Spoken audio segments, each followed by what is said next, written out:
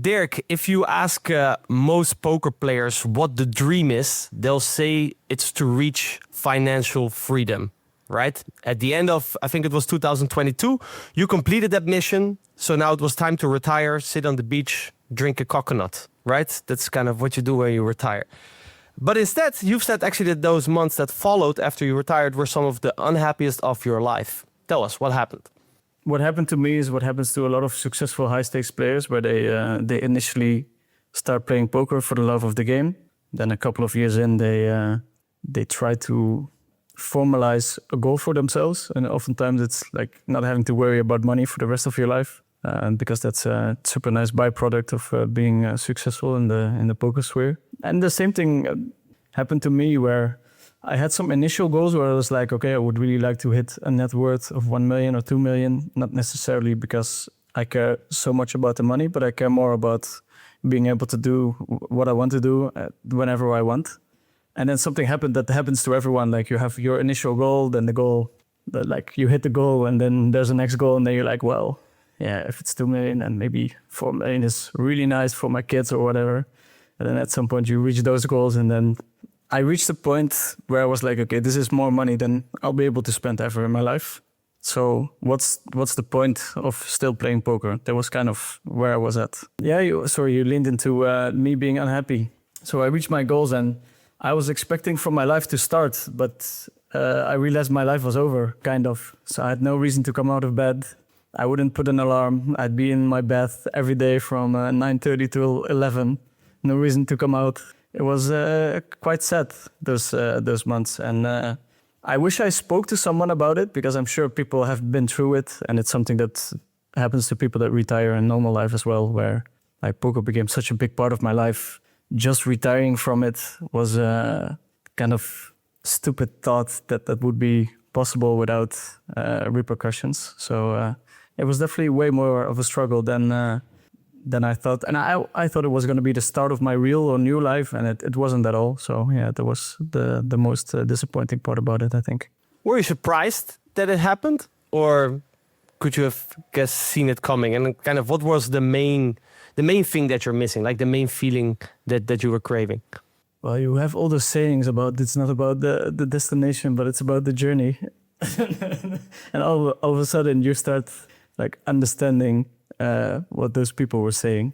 It just became such a big part of my life, and in a way my purpose. And I lost my purpose as soon as I retired. So I really had to rewire myself, and it took me probably 6 weeks or 8 weeks, like realizing, okay, this is not what's making me happy. So I just formulated new goals in my life, and I wanted to step away from poker. I think poker for many people is necessarily beneficial for their life, or it stops them from growing in many ways. So that was the initial reason for quitting poker. So I just formulated a couple of goals and reasons to get out of bed again. And so after 3 months, I started working on those, and that's when things went quite a bit better. When you say you lost purpose, was that because poker had been your identity for so long? Yeah, it completely becomes the thing you talk about. Whenever I would go to a party, people would know that I play poker, so they would talk to me about it. So it becomes entangled with your ego, yourself, your person, with everything basically. So especially if you compete at a high level, it's 80 or 90% of what you're doing. And then whenever you're having outside poker experiences, still people ask for it or you're talking about it. So it's kind of hard to escape as well. I think it's one of the, I wouldn't say dangers about poker, but one of the downsides of poker for sure. You did continue, or you, I guess, picked up the cards again. Any other things that you considered doing, and what led you to make the decision? Oh, I guess there is a point in playing poker after all. Yeah, so I had a year where I had some goals, one of which was learning a new language. The other one was working with charities, a certain amount of charities, and doing charity work. I wanted to reach a certain weight in the gym, like very lad-based goals, but I had 6 of them, and they kept me afloat. But when I was doing these things, I really felt some part of fulfillment, but not the same way I felt when I was competing at poker. So that was a big problem, because it's super nice to do charity work but I wouldn't feel as happy, as accomplished, as triggered by those kind of things as I felt by playing poker. So what does poker give you? I think it's a main or something I can compete over. I'm an extremely competitive individual, and having something that I can compete in at the highest level is just extremely rewarding for me. So yeah, all those things that I mentioned don't really have that competitive nature to them. And if they do, then I was too late to compete at them. So when you're trying to be in the gym and you're starting to take it seriously at 27, you're too late to compete at the top level. So I'm competitive, but realistic enough that most of those goals were long gone. So it sounds like poker is way more than just about the money, right? You get a sense of purpose. You love the competition. Have you always been a competitive person? Like maybe take us back through the beginning. Was this something that you always strived for to compete? Yeah, I'm super competitive. Probably too competitive. Even the small things in life, I can compete over with my friends, which is with my friends is a lot of fun, very healthy. But then sometimes when you're competing and within your own relationship or with your parents, it can become a big problem. But yeah, I would describe myself as extremely competitive. I did a lot of sports when I was younger, and I was never competitive in a way that I was the best in the Netherlands or something. But I would always like compete at a national level, which is, I mean, it sounds okay, but then if you put it in American perspective, that's like competing at state level, which then is not the craziest thing. But yeah, I was always there, not an outlier, but always trying to compete for the top places. Yeah. Yeah, I believe you played field hockey, right? You were studying at the time as well, which seemed to not satisfy all your needs, and you fired up a poker account, Kid Poker 14, I believe Kid it was. Poker 14. Yeah, and I believe I launched it when I was 14, but the 14 was actually because Johan Cruyff, a famous Dutch football player, he wears the jersey with the number 14. And I was also playing field hockey with 14, so it was more paying respect to Johan Cruyff, but then, yeah, coincidentally, my age was also 14. And Kid Poker is, of course, Danny Ondergrano's nickname, so that's how that came to be. But even before that, I played some poker with my friends, and then I'd be the only one like trying to figure out how big the odds are of a good shot hitting on the river, that kind of stuff. And my friends didn't seem too bothered about that part, so that's why I ventured out to playing a little bit of online poker.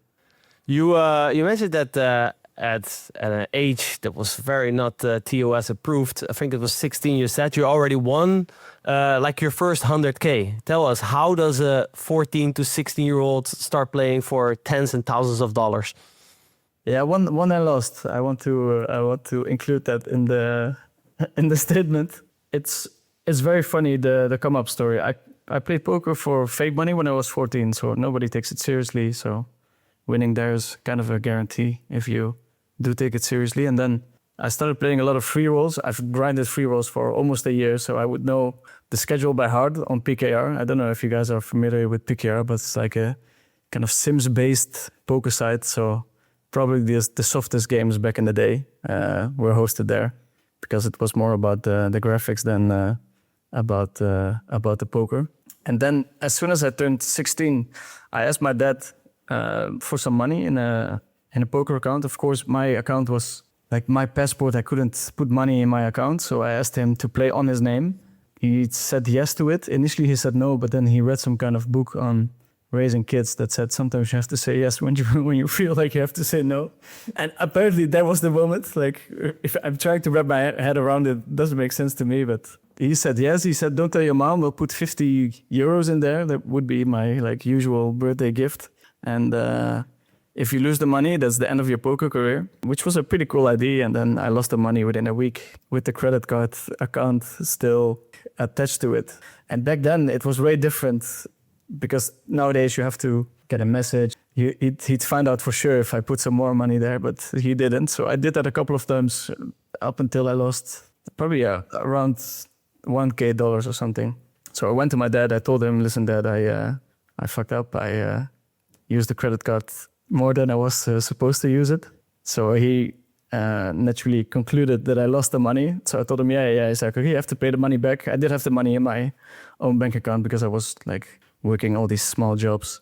And with the $100 that was left in the account, I think I made $17K within the next 6 months. So whenever I was depositing extra money, I really felt like, okay, I think I'm ahead of my competition. Of course, this is probably a thought that the majority of losing players also have, but luckily I have my track record of the last 14 years to prove that I was actually right back then. And then I came down the stairs to tell my parents that I won 17K at 16, which is, I basically feel like a millionaire because the most expensive thing you can buy is a scooter. And then my parents, they just started laughing and they told me it's fake money, this is not real. I felt very offended, of course. And then after some discussions, we decided to take the money out of the account to see if it's real. And it took a long time before it arrived because the financial department was on a holiday, and then my parents started to laugh a little bit more. But then one day my dad logs onto his internet banking or whatever we had back in the day, and he froze and he was like, Dirk, you have to come and see, it's in my account. And then the money was there. So that's when they started to take it more seriously. Well, what was their response? Because I'm pretty sure that you agreed with your father that you would quit. So it's mixed feelings. On one side, you want 17K, but the other side, hey, didn't we agree that you would quit this? I think on the one hand, he was disappointed for me breaking the initial agreement we had. But I think he was very proud and was very happy for me that I made that kind of money. My parents both work in education, so it's literally roughly what they would make in 6 months. So they were just a bit astounded, happy. I asked my dad if he wanted his cut because it was under his name, and he was like, "No, it's your money, and you can do as you please with it." So it was a pretty cool moment. Yeah. Like you said, the 17K, obviously for a 16-year-old, shit ton of money. Like you said, most important, the nicest thing you could buy is a scooter. I assume you bought like a nice pimped scooter. What else does a 16-year-old spend his money on? What's the baller life of a 16-year-old? I'd go to the canteen on high school and just buy everything for everyone, and then the bill would be like 28 euros or something, you know. And I'd feel like the king of the world. Yeah, like literally. Bottle service, but then in high school. Yeah. Interesting that you mentioned that you bought everything for everyone in the cantina. This seems to be also a trend throughout your story that you like to share. You already mentioned charity before. I know you're very generous with your friends, your families. Has this always been something that motivated you to get more success in poker because you can share it with the people around you? Yeah, so I've satisfied my own needs financially. Where if you reach that point, I think it's easier or very easy, or at least for me, to start caring about the ones around you or people that didn't have the same opportunities that you had. So I really like to share my success with people close to me, my family, my friends, even people that I don't know that didn't have the same opportunities. So most of the charities that I donate to or work with is with people who had less opportunities than I had. Like kids in Amsterdam that didn't have parents when they were young, or people with a disability. It's really fulfilling to help those people out. Yeah, it's a bit twofold. I don't know how much you want to get into it. Whenever you're helping other people, you're definitely also doing it to help yourself. That makes for painful moments as well, where you have this charity that organizes parties for people with a disability. When you're there, you're really giving them the day of their month, but it's without you, it's curated. Like it's done by people outside them. They will never be able to do that themselves. And that, I don't know, it breaks my heart still when you're at a party like that. You're really happy that you're able to give an opportunity to them, but it's something that they will never be able to like grasp themselves or do themselves. And that, I don't know, it's a bit twofold, helping those people out. Did it already feel like that for you? Because obviously nowadays, you know, you're set for life. Or did it feel like you were already set for life when you were 16, and you have 17K, and you're like, Kit Kats and sneakers is all on me, guys. 28 euro bill, I'm set for life. It doesn't matter. It was kind of the same feeling. I've always felt set for life. I've always had a feeling of abundance. I never felt like it was not going to happen, or it was not going to, or I couldn't share, or it was always there. So the people that raised me, my parents, they both work in special education. So I think like being raised in a family like that already gives you exposure to a lot of people that don't have the same opportunities. You hear stories at the dinner table that are like super sad, and you start caring about it more like from an early age. But even when I was in Malta and I was 19 and I was flat broke, I was like enjoying life. I was celebrating life. I would buy a €3.50 salmon fillet in the supermarket, and I would enjoy it as if it was my last. And I would just enjoy the journey. I never really doubted it. And it's funny because I sent the 2+2 to you, and I think you can see it. Like I was typing some wild stuff. Like I was very dedicated and convinced. The entirety of 2+2 was shitting all over me. And I was just there convinced that I was taking the right route or doing the right thing. And I'm super happy it turned out this way, because it would have been fucking sad if I failed in the end. But yeah, it's I want to give a shout out to those people who were shouting on me back then when I was 19. I hope you guys are watching this podcast and knowing that I proved all of you wrong. Where does that confidence in yourself come from? Because, you know, obviously there's one thing to initially think that you're right, but then when you share it, or you share your point of view, and basically everyone says, no, Dirk, you're not doing the right thing. How do you not start doubting yourself? I mean, most of the time it was based on something, so it was not based on gut feel. But back in the day, everyone was using Hold the Manager as software, and it would actually tell you like, okay, you're on the right path, or you're supposed to win, but you're not winning at this moment. So it's not like I was just feeling confident. It was just more a product of facts, doing something different, and then most of the time proving other people wrong. I mean, surely I've been very lucky along the way. I don't want to oversee that I've been lucky in many ways, but throughout my life, I've often taken a different route than was suggested or expected from me. And it turned out well many times. So at some point you just start like really believing in yourself, like really understanding, okay, maybe I have to keep listening to the inner voice, and it's going to be okay. And I'm happy for it, because like going broke at 19 and telling your parents, okay, I'm gonna take a loan from a guy that I don't really know to pursue my poker career. It's not an easy thing to do. So I felt very confident about it, but naturally my parents were like, okay, but Dirk, can you just please come home and start studies or something, because this is the opposite of what we wanted. Yeah, it's obviously very tough for parents to understand, or at least if I tell from my own experience, it was very similar, especially my mom, very skeptical. My dad a bit more like, oh, you know, this is your adventure, you know, it sounds like fun, you know. It's usually like that, I feel like. We'll see what happens. In a way, you know, like I guess if you have a kid, you know, you want them to have these experiences in life. Like, oh, that sounds cool. I wish I maybe had that experience. Go on this adventure, you know? I think that's why males in general don't last as long as females. Like we just love to take a risk, or... On the other side as well, right? This is the cliche, right? High risk, high reward. And that's the funny thing about 2+2. Like there's this quote, right? If you do what everyone else does, you get what kind of everyone else gets. I think I butchered this quote, but you get what I mean. So if you listen to the majority of 2+2, they're probably not very successful. You did something else, and therefore you got extraordinary results. I wanted to briefly touch on like the psychology when you're this young. Like, how does that distort the teenager's relationship with money? Did you ever feel like it was real? I mean, it distorts the relationship for sure. Like you don't value money the same way your friends do at high school. I do think that I'm from relatively humble beginnings, so I do understand that whenever I'm on a luxurious holiday or whatever, like this is not what it's supposed to be, or this is not the norm or whatever. But I also think the relationship that people have with money might not be what it's supposed to be.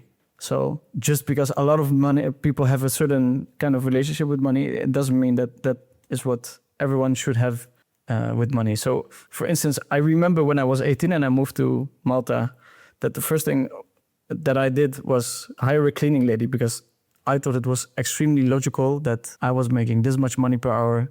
The cleaning lady was making this much money per hour. I'm super bad at cleaning. She's super good at cleaning. This is very logical for me to get a cleaning lady.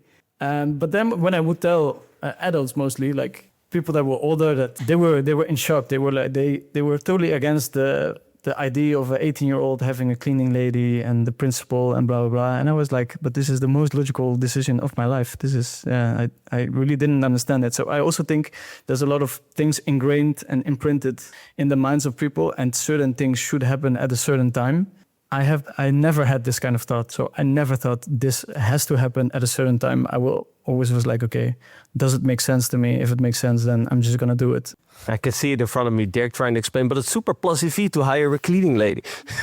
Yeah, I wouldn't even say plus EV. I would just be like, okay, but she has an hourly that's way lower than mine. It's super logical. And then people would be like, yeah, but you have to be humbled or something when you're young. You have to go through this yourself. And I'd be like, okay, fuck that. Like, oh, that's to this day, it's the happiest money I spent. I'm so incredibly happy when I come home and I smell this like cheap lemon odor, and I'm like, oh fuck yeah, I forgot the cleaning lady has been here. My whole place is cleaned. I treat everyone that comes here with the utmost respect. I really don't understand why there's something wrong with an 18-year-old hiring a cleaning lady. But a lot of people thought, I had a lot of discussions with. I had a big chip on my shoulder as well, but a lot of like annoying discussions with people that thought they knew better, and I thought otherwise. So, and I wasn't afraid to speak my opinion, and that made it so that I had a lot of discussions with people, a lot of discussions at high school, a lot of discussions at home as well, a lot of discussions with the friends of my parents at birthday parties, and then I would look at my parents like, whoa. Can you hear what he's saying? And then I'm like, you don't have to turn to my parents. I'm here. You can have the conversation with me. And if you think it's out of line that I'm speaking facts, then you're free to let me know. And they thought it was like insane. They would be incredibly offended. What do you mentioned like the relationship with money?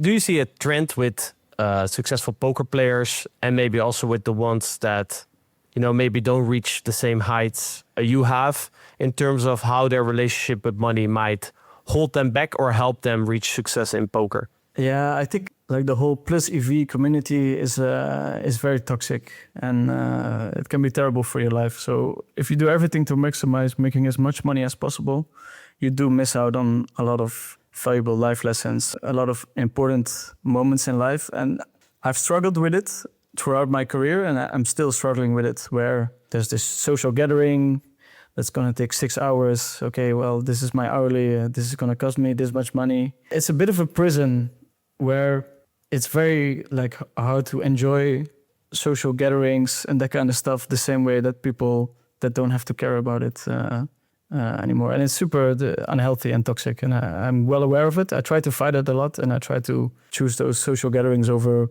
playing poker, but I definitely struggle with it. Is it like a certain FOMO as well? Like, oh, right now I could be playing this, and maybe tomorrow the opportunity is not there. Yeah, the action is good. We never know when the action is gonna die. We always tell ourselves poker is gonna be dead in 2 years, and we've been telling ourselves for 12 years. And it's very hard, When is it enough? When am I gonna travel back to see my cousin getting married? Will I travel back?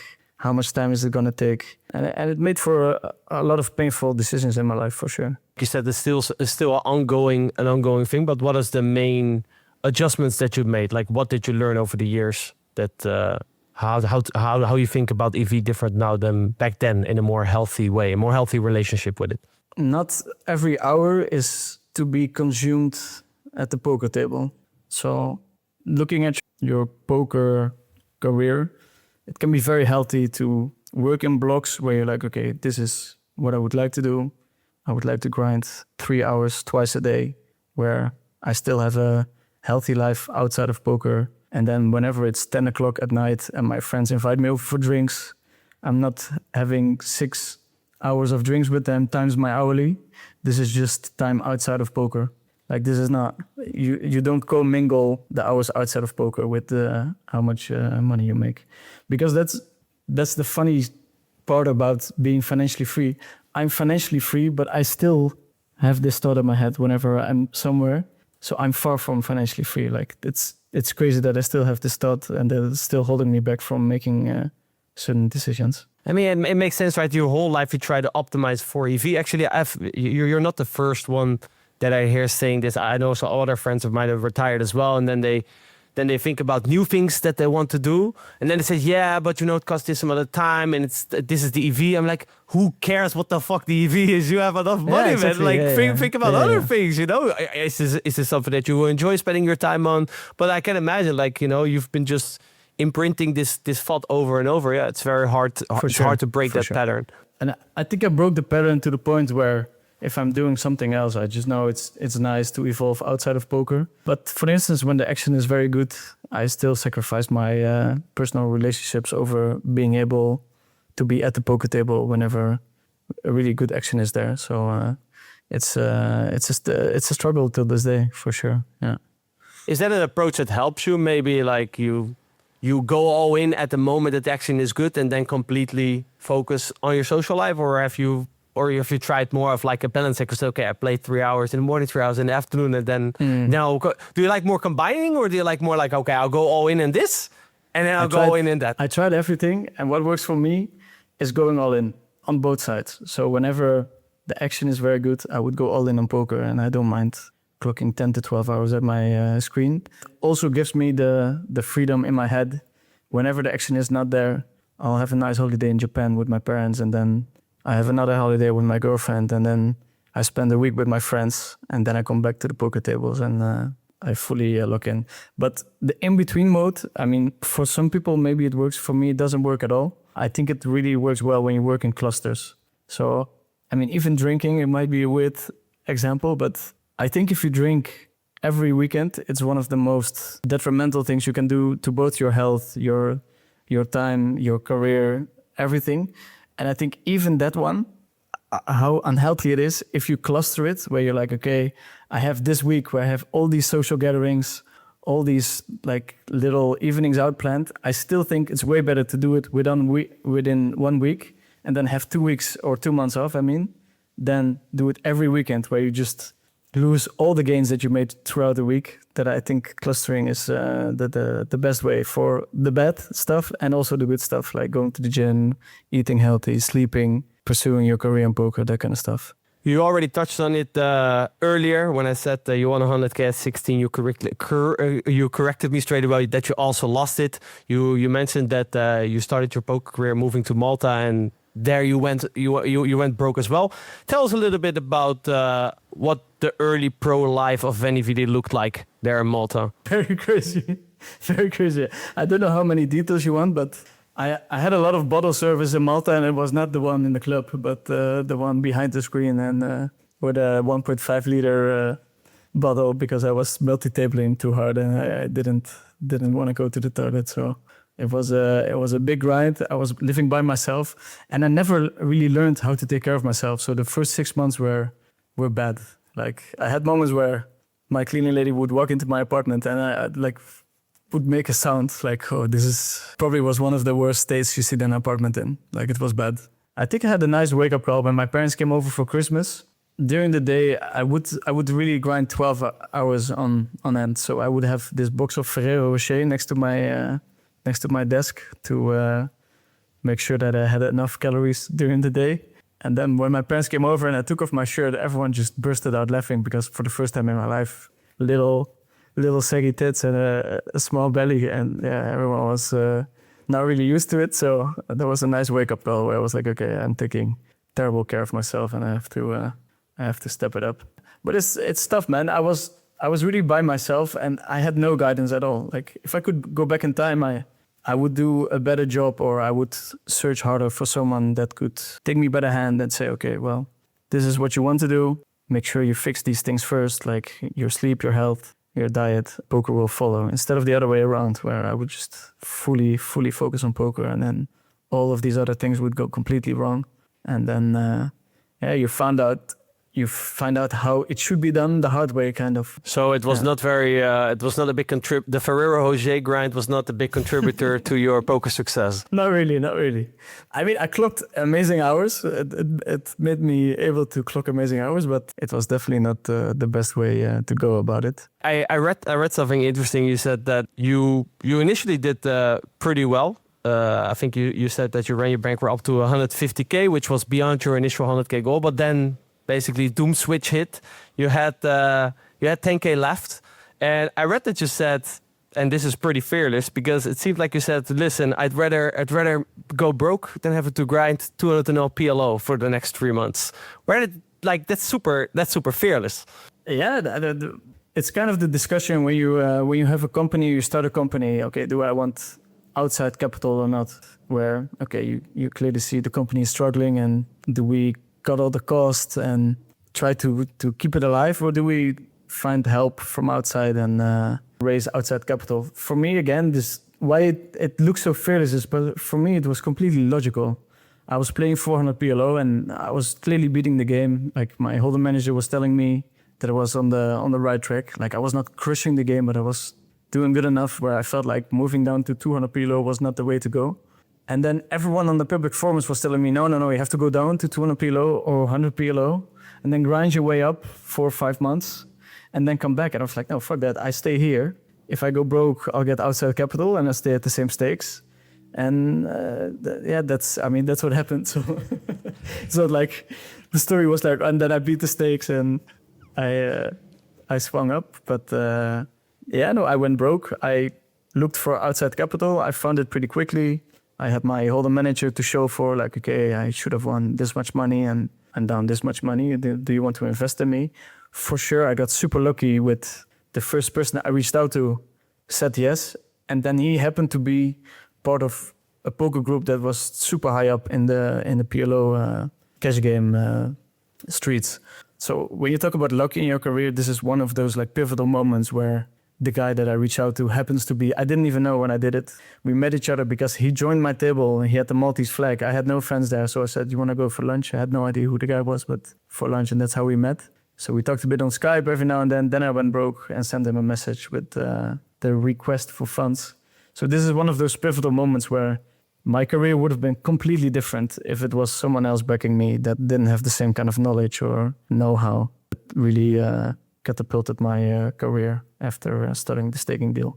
And it wasn't only up and up, because I think out of all poker players, I must have had one of the roughest starts of my career, because even after that initial downswing, he started staking me. I still lost a lot of money, still winning in EV. And then he had to send more money, and he started coaching me because he was like, okay, this investment is going to go to bits if I don't step in, which is another one of those like lucky moments, because it was supposed to be a money only deal kind of. And then once he started coaching me, like the EV winnings went up so greatly that none of us was worried. But I think I went $1 million under EV at the start of my career, which is, I don't think there's many people who would have been able to survive that. Yeah. I'm sure there's a lot of tournament guys, like the swings there are so insane, that had all the tools that you need to be a professional poker player, but just had such a tough first year or first 2 years that all the people around them would say, okay, well, listen, this is the time where you admit that you were wrong. And I had those conversations with my friends as well, right? And then I was explaining to them, no, but you have the EV line and it's going like this, and then you have the netto line and it's going like this. And I knew when I went to the toilet that my friends would look at each other like, okay, but this guy is like clearly losing it. And it's something that I just had to accept and push through. And I'm happy I did, and happy I did turn around. It's funny how you talk about that moment that you said, like, no, I just go broke and get outside capital. There's a complete detachment from emotion there. It's not like, oh, I failed, I went broke. Actually, it's funny that you mentioned my father. I should feel sad. Yeah, exactly. I went broke in the beginning a couple of times as well. And my father actually said, yeah, all the great entrepreneurs, in the beginning, they try and then they fail until eventually it works out. So he kind of had the same, same mentality nice that you had. But still, like, it's easier said than done to detach yourself. So how were you able to not see yourself as like, oh, I failed, but it was more like, oh, no, this is just part of, this is part of how the business VeniVidi works. Yeah, it's really the way I thought throughout my whole life. So it's probably I was probably born not a super emotional person, and then throughout my life I've been so pragmatic with everything and also recognizing that in poker it's super bad to have a lot of emotions. So throughout the years you try to learn not leaning into those emotions and stuff. So at some point you just arrive at a place where emotions are taken out. You try to care about the stuff that you actually influence, and all the stuff outside of that you try to ignore. I'm not saying that I'm a robot, and I've definitely struggled because of poker swings, for instance. But yeah, I'm just extremely pragmatic, and I'm very proud of it. There's always a balance. There's a lot of downsides when it comes to relationships and that kind of stuff, because I have a terrible time understanding other people who are in a bad position and they are sad for a long time. And I'm just there questioning why they're not working on the solution, or why they're so sad, or all these good things that they still have going for themselves. And then some people just need to be in their emotions for a little while. Yeah, I don't really have that. So even when I was going broke, I was having my Skype conversation with my parents, trying to explain the outside capital thing, which is, I mean, you were lucky that you had a dad that knew stuff about about entrepreneurship. My parents, they work in education. They were like, we don't want to hear none of this outside capital stuff. Have you Googled the guy? Do you have to pay back the money if you lose it? And I was like, no. It's like his investment risk, blah, blah. But they were, they were scared shitless. It's just the way I raised myself. It feels like just a very logical approach to everything. In every top sport, data is used to find bigger edges, and poker is no different. Alongside using solvers to build a strong theoretical foundation, I started studying population tendencies back in 2016 to get a more accurate picture on how people actually played. I went from trying to mind read my opponents to clearly seeing where their exploits were and which decisions were actually plus EV. Once my decisions were rooted in data, I stopped second-guessing my bluffs, calls and folds, and became far less affected by short-term results, as I now knew exactly what the ranges really looked like. Just like solvers have evolved from setting up your own PioSims to effortlessly browsing any solution you want in GTO Wizard, data has gone through the same evolution. What used to require massive databases, powerful computers and hours of manual work is now fully accessible instantly in your browser thanks to SnapMDA. With SnapMDA, studying how humans really play has now become more powerful and accessible than ever before. You get access to over 450 million hands played across all major sites, removing any sample size issues or guesswork. SnapMDA automatically compares human tendencies to GTO play and instantly shows you the EV of your plays. Alongside river bluffing frequencies, it shows flop and turn range compositions not distorted by showdown bias, allowing you to clearly see where ranges are too strong and too weak so you can avoid and strike accordingly. You can filter for any specific player profile, from aggressive to passive rags and from small fish to big whales, and start to see that what looks random in isolation actually follows clear, predictable patterns once you zoom out. In short, SnapMDA shows you exactly what the ranges really look like, from pre-flop all the way to the river, and once you know the ranges, the correct strategy becomes much clearer. You can even analyze the strategies of top performers or this group of bots that have been consistently crushing the games. So if you're tired of uncertainty and over-relying on blockers to make decisions, SnapMDA can help. Start with a 7-day free trial and get 15% off your description using code MECHANICS, link down below. But without further ado, let's continue with today's episode. We've had a lot of conversations with high-stakes players, and a few times the conversation goes towards confirmation bias. And we talk about when players start their career well, then that builds momentum, and then they can start to go pro and then build their career from there. For you, you had the inverse. You had like a really bad first year, and it feels like that should have been the end of the story, but it wasn't. So I think your first year you ran 250k under EV and 600k hands. When you haven't got a sample, it's you against the world mentality, trying to prove you can make it work. What made you decide to keep going? I know you took on a backer and you had the self-confidence, but was there a point where you've maybe thought, maybe I'm delusional, maybe it's not going to work, have I dug myself too big of a hole? I always felt like I had the data to back up my claims. I mean, the data was not, I couldn't present the data to other people. Like I would show my parents, like, okay, we have this piece of software, I would try to explain it to them, but usually they wouldn't really understand. For me, it was enough, I think. At some point, I was getting slightly impatient, but then the people that I really cared about, or at least their opinion, so those were the poker players that were competing at a higher level than me, they all said, it's going to be okay. Like, you are having a very rough stretch and it's going to be okay. So I think mostly just having endless belief in my own ability and the people that I really cared about supporting me was enough for me to keep pushing. Yeah. You mentioned in the questionnaire, I did end up going broke, and it turned out to be one of the best things that could happen to me. Why was that? Yeah, you guys know the story of the Chinese farmer where all these bad things happen and he's like, I don't know if it's bad, don't know if it's bad. Like going broke should be one of the worst things that can happen to you. For me, it was one of the best things because I came into contact with the guy who became my backer, my coach, my mentor, basically everything that I needed at the time. And without him, that's something that I know for sure, my career would have been way different, like way worse, most probably. So yeah, just finding that person, getting lucky enough to reach out to that person instead of someone else. I'm very grateful for that. I think a lot of people who are successful, they automatically assume, and it's very understandable, that it's them, it's their decisions that brought them to a certain place. I think it's almost never the case. It's almost always a product of being in the right place at the right time, finding the right people around you. So it helps me in staying somewhat humble about whatever I have accomplished within the poker world. Like without that guy, I wouldn't have been, or I would not be here for sure. What did that backer who became a mentor teach you during that period? It feels like you are on the right track, but then also a little bit off the rails, maybe with the way you're approaching stuff. What did you learn from him that's set you up for the future? Very, very basic stuff, kind of stuff that you would expect from your parents or something, or from your roommates.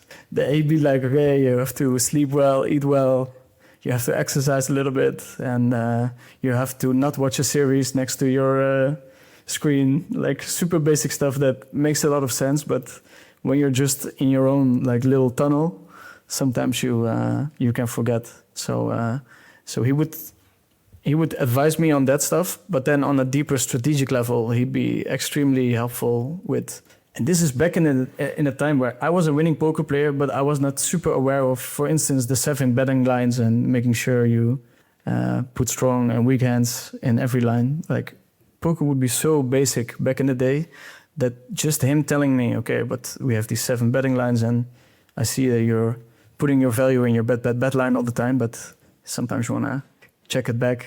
The hands that are like not super strong, but they still deserve 2 streets of betting. And I think it was very eye-opening. And it was like, if you think back on it today, super basic stuff. But this is back in the day where there were not really solvers around there. It was just you trying to outthink your opponent. And he had been thinking about it a long time with a lot of very bright people. So him sharing his thoughts was extremely valuable for me.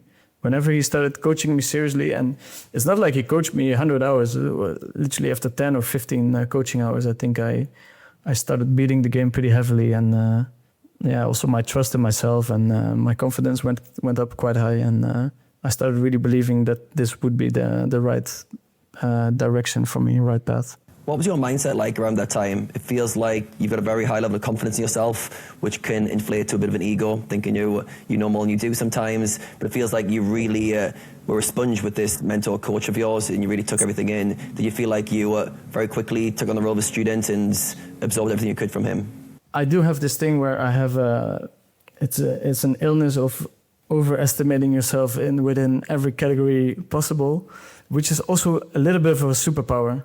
So whenever I would jump into something, I would really believe that I could do it. And just with that thought in mind, and also being able to listen to people that know better than you, I think you can achieve a lot. I oftentimes see people who really suppress themselves by thinking they cannot do it. And then there's just this brass person that just jumps in, probably has a lower talent level, and then I'm talking about myself, than the other person that's holding themselves down. And just them jumping in makes it so that they actually make it work out. So, and when it comes to like coaching and that kind of stuff, I think I can have a very humble position when I feel like, okay, this guy clearly has more knowledge than I do. That's something that happened this year. I started working together with a new coach, and sometimes you have discussions about hands, and we would have 40 examples where he was right at least 34 out of 40 times. And at some point, you're just so humbled that you're like, okay, coach, it's you now. Like, whatever you say goes, unless I am able to prove the opposite. And I think it's very important. So I do think that I overestimate myself quite a bit. But whenever I meet someone where I feel like, okay, this guy is clearly more knowledgeable than me, I'm able to be extremely humble. Does this overestimating yourself also lead you to take more risks? It feels like they go hand in hand a little bit in terms of if you feel like you've got edge in lots of situations, you're going to take on what looks like a risk from the outside, but your internal narrative's like, nah, I've got this, I can handle this. Do you feel like it's led you to be a bit more tolerant of risk with that overestimation? Yeah, for sure. And it's good and bad, I think, because in my poker career, I have battled with a lot of guys who were way better than me at the time that I was battling them, which is a super costly, mentally draining thing. So if I could go back in time, maybe it would have been nice to be a little bit more humble. But I also think that's the route or the way I needed to be, or to be wired to reach the goal that I reach now, where if you're willing to take on people that are slightly better, it also, I wouldn't say help your own game, because I really think that you gain the most from like studying off table. You don't really have to play the best in the world to become the best in the world. You can also like play the number 16 and just work relentlessly on your own game while doing that, and then take on the number 15. That's a way better or healthier route. Being willing to jump into a game not knowing for sure that you have an edge can be very helpful, I think. I think there's a lot of people who actually do have a skill edge in games and they don't jump in because they're too scared of the unknown. And I never had that. And if there's one thing proven to be right in my life, is that taking risks comes with huge rewards. And I see it everywhere. Like the people that become very successful are the people that take risks.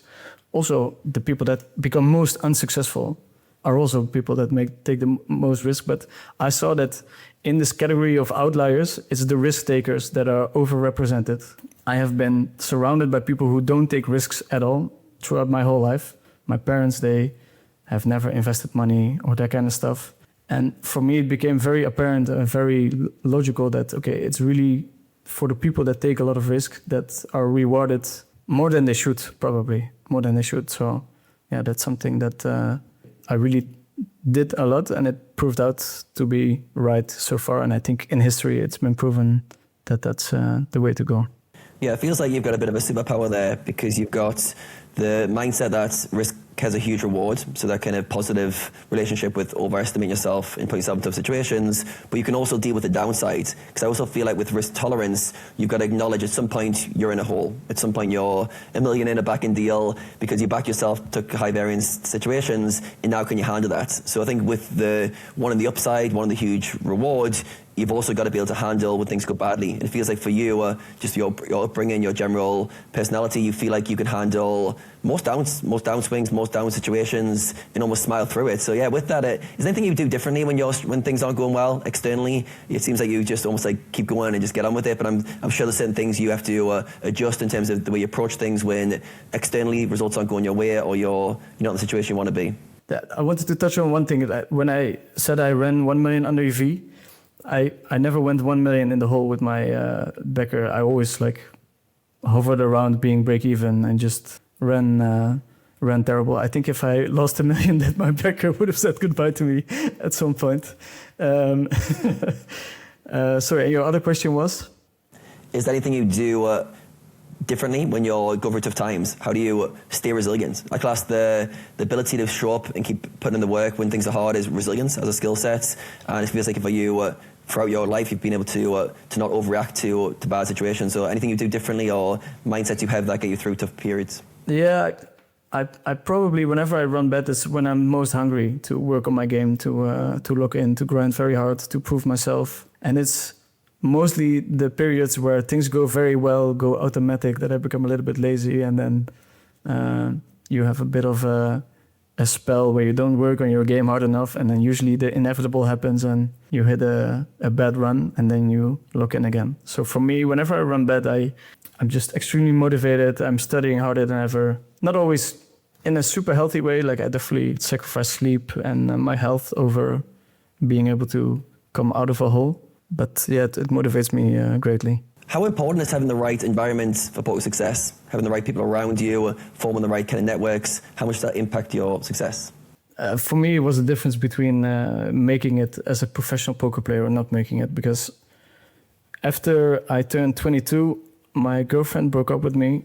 I was living in Malta and she was living in the Netherlands, and we were having a very tough time managing the long distance. And that's when my backer reached out to me and he said, I booked a house in Cape Town and you're single now, so I think it's time to join us in our poker grinding house in Cape Town. And yeah, I mean, it sounded very exciting. I remember telling it to my parents, and of course there's not a huge gap between me going broke and telling my parents I have a backer, and then going to Cape Town and like living in a house in Clifton, and it was all a little bit over the top. And my parents were like, "What the hell are you doing? Like, how can you spend this kind of money after going broke?" And then I would tell them, no, but you have the big house and you have this one room with the 2 showers, but then you have this super little room. It was like almost like a boat cabin, and that's where I would be sleeping. And then I would live or grind in the living room, and at a very low cost. But I had felt like the most luxurious period ever. And then I saw like, okay, this is how the real crushers are performing. This is how they're living, sleeping, working out, eating, taking the game seriously. It was a super big boost to my career. You talk a lot about poker, of course, even when you're not playing or whenever you're playing. They'd be like looking over your shoulder, and then the hand would be finished, and they would be like, okay, I would maybe do this differently. Like, what are the reasons for doing it? And I think those conversations paired with my me being hungry, being talented, was enough to beat the game back in the day. This is still pre-solver era for PLO, so it was extremely valuable for me. The difference between making it and not making it, most probably. I heard you say that working in this group provided you with the key information needed to succeed. When you say information, what are we talking about there? I mean, just the way you would think about the game, and then throughout that 5-year period, that's when Microsoft came to be. Microsoft came to be where people started running the first sims, and then the group that I was working with was very early on with that. So I remember a time where we were playing on a lot of different websites, and nobody knew how you were supposed to play pre-flop. I mean, it's crazy to think those were the times. Like short stack, people would open 60% of the button, that kind of stuff. And then we would, as the first group, find out, okay, if someone actually does that, you can 3-bet them for this percentage. And yeah, needless to say, if you play a lot of tables and you have that kind of information and your opponents don't, then it's not that tough to beat the games. So yeah, it seemed like sharing reads about population, being ahead of the curve, right? It's resources, solver outputs, just general strategic stuff. It's super helpful to be surrounded by people who are dedicated to the same craft. And I think the most detrimental things that I had going for me in my poker career was finding the right mentor at an early stage of my career. And then him helping me to be part of a group that was passionate about the same thing and also talented and knowledgeable was what made the difference, I think, early on. How was this teamwork set up, and what things stand out to you that had the biggest impact on your success over the years to come? How would it work? Like I kind of see it as, I imagine the A-team, there's a guy with the muscles, there's the computer guy, How kind of were like the roles divided, and also what was your contribution in it? What do you think you brought to the table? I always naturally really like to play a lot, and all the solver work and the technical stuff interests me a little bit less, or it gives me less fulfillment when I do it. So what ended up happening was basically the people who really liked research and that kind of stuff, they would spend a lot of time on researching everything. And then the people who would really like to play, they would get a summary of whatever the guys found when they were doing their research. And then the people who would play would pay a cut of their winnings to the people who would do the research. So you would basically, you would end up paying 25% of your winnings or whatever, or 20. And then obviously at the start, I did not have the bankroll to play certain stakes, so I would just sell the action that I needed to sell at the higher tables. So they would get a flat 20 or 25%, and then as a bonus, they would get whatever I would sell at the higher stakes. But also these things, I think that's also part of why I became successful. This was also felt super natural and logic to me. Like, you're a winning poker player, you should be taking as much risk in yourself as possible. So there's a lot of poker players who are incredibly talented, but they don't like taking the risk. So they end up selling a lot of action while they're like proven to be winning players. For me, that didn't make any sense at all. Like, every extra dollar I had, I would be putting towards my poker bankroll and not spending on things that didn't add anything to my life. So it really seemed like within the team, everyone found a way to maximize their strengths. Like the guys who were better in research, they spent more time there, and they still were getting rewarded because they were helping the guys who would naturally be more performers, so to speak, right? I feel like in poker you have people that are very good analytical, and then you have people who are maybe less analytical or less in the studying, and they're better performers. So that way you kind of completed each other. I think so, yeah. I think so. And then usually the guy who is the best is the one who does both, where they play a lot, but then they don't leave a stone unturned when it comes to doing research. And I mean, if I could go back in time, I would spend a little bit more time on research. I definitely have wasted a lot of my career just grinding it out against people who were probably just as good or better than me. And it would have been better if I spent that time doing research myself or diving into the material that was given to me a little bit more. But again, it was just really in my nature to play. I really enjoyed playing. For me, it was like getting paid for playing FIFA or whatever you really like to do. So I guess I just leaned into my nature. But I don't have regrets in life. But if I would like to change something in my career, I would definitely spend a little bit more time on doing research. It's funny, like, because you usually poker is seen as a very solo approach, right? Whereas if you look at other big sports, for example, take football, it's actually a very similar approach to what you said. Let's say you're a defender. There's a guy in the football club doing research about the striker of the team that you're up against, and he will give you a report about this is the striker, he likes to go left, right, blah, blah, blah. And you get the information, and you're like, okay, thank you for the information, I'll go out and perform now. And that seems kind of like the thing that you guys have set up. That's really, really, really interesting approach. How has that approach evolved over the years? Like you said, you started in Cape Town, this was your first time with the group. From what I understood, for the years to follow, you know, you've been working with them, traveling with them. How has that approach evolved throughout your career? Obviously, something that might work in the past. You know, you reinvent yourself. I'm not part of the group anymore, so in that sense, we have parted ways. And I also think it's very tough because you start the group in a certain roles for everyone, but some people outgrow their role or some people underperform their role. So you encounter a lot of problems that you usually encounter in a company or in a football team, like you said. And I think poker players are very good at the pragmatic stuff, but they're very bad at the emotional stuff. They're very bad at the team cohesion stuff. So that resulted in some problems. Like some people retired just because they were done with poker. Some people became so successful that they kind of outgrew their role. So at some point, I retired from poker.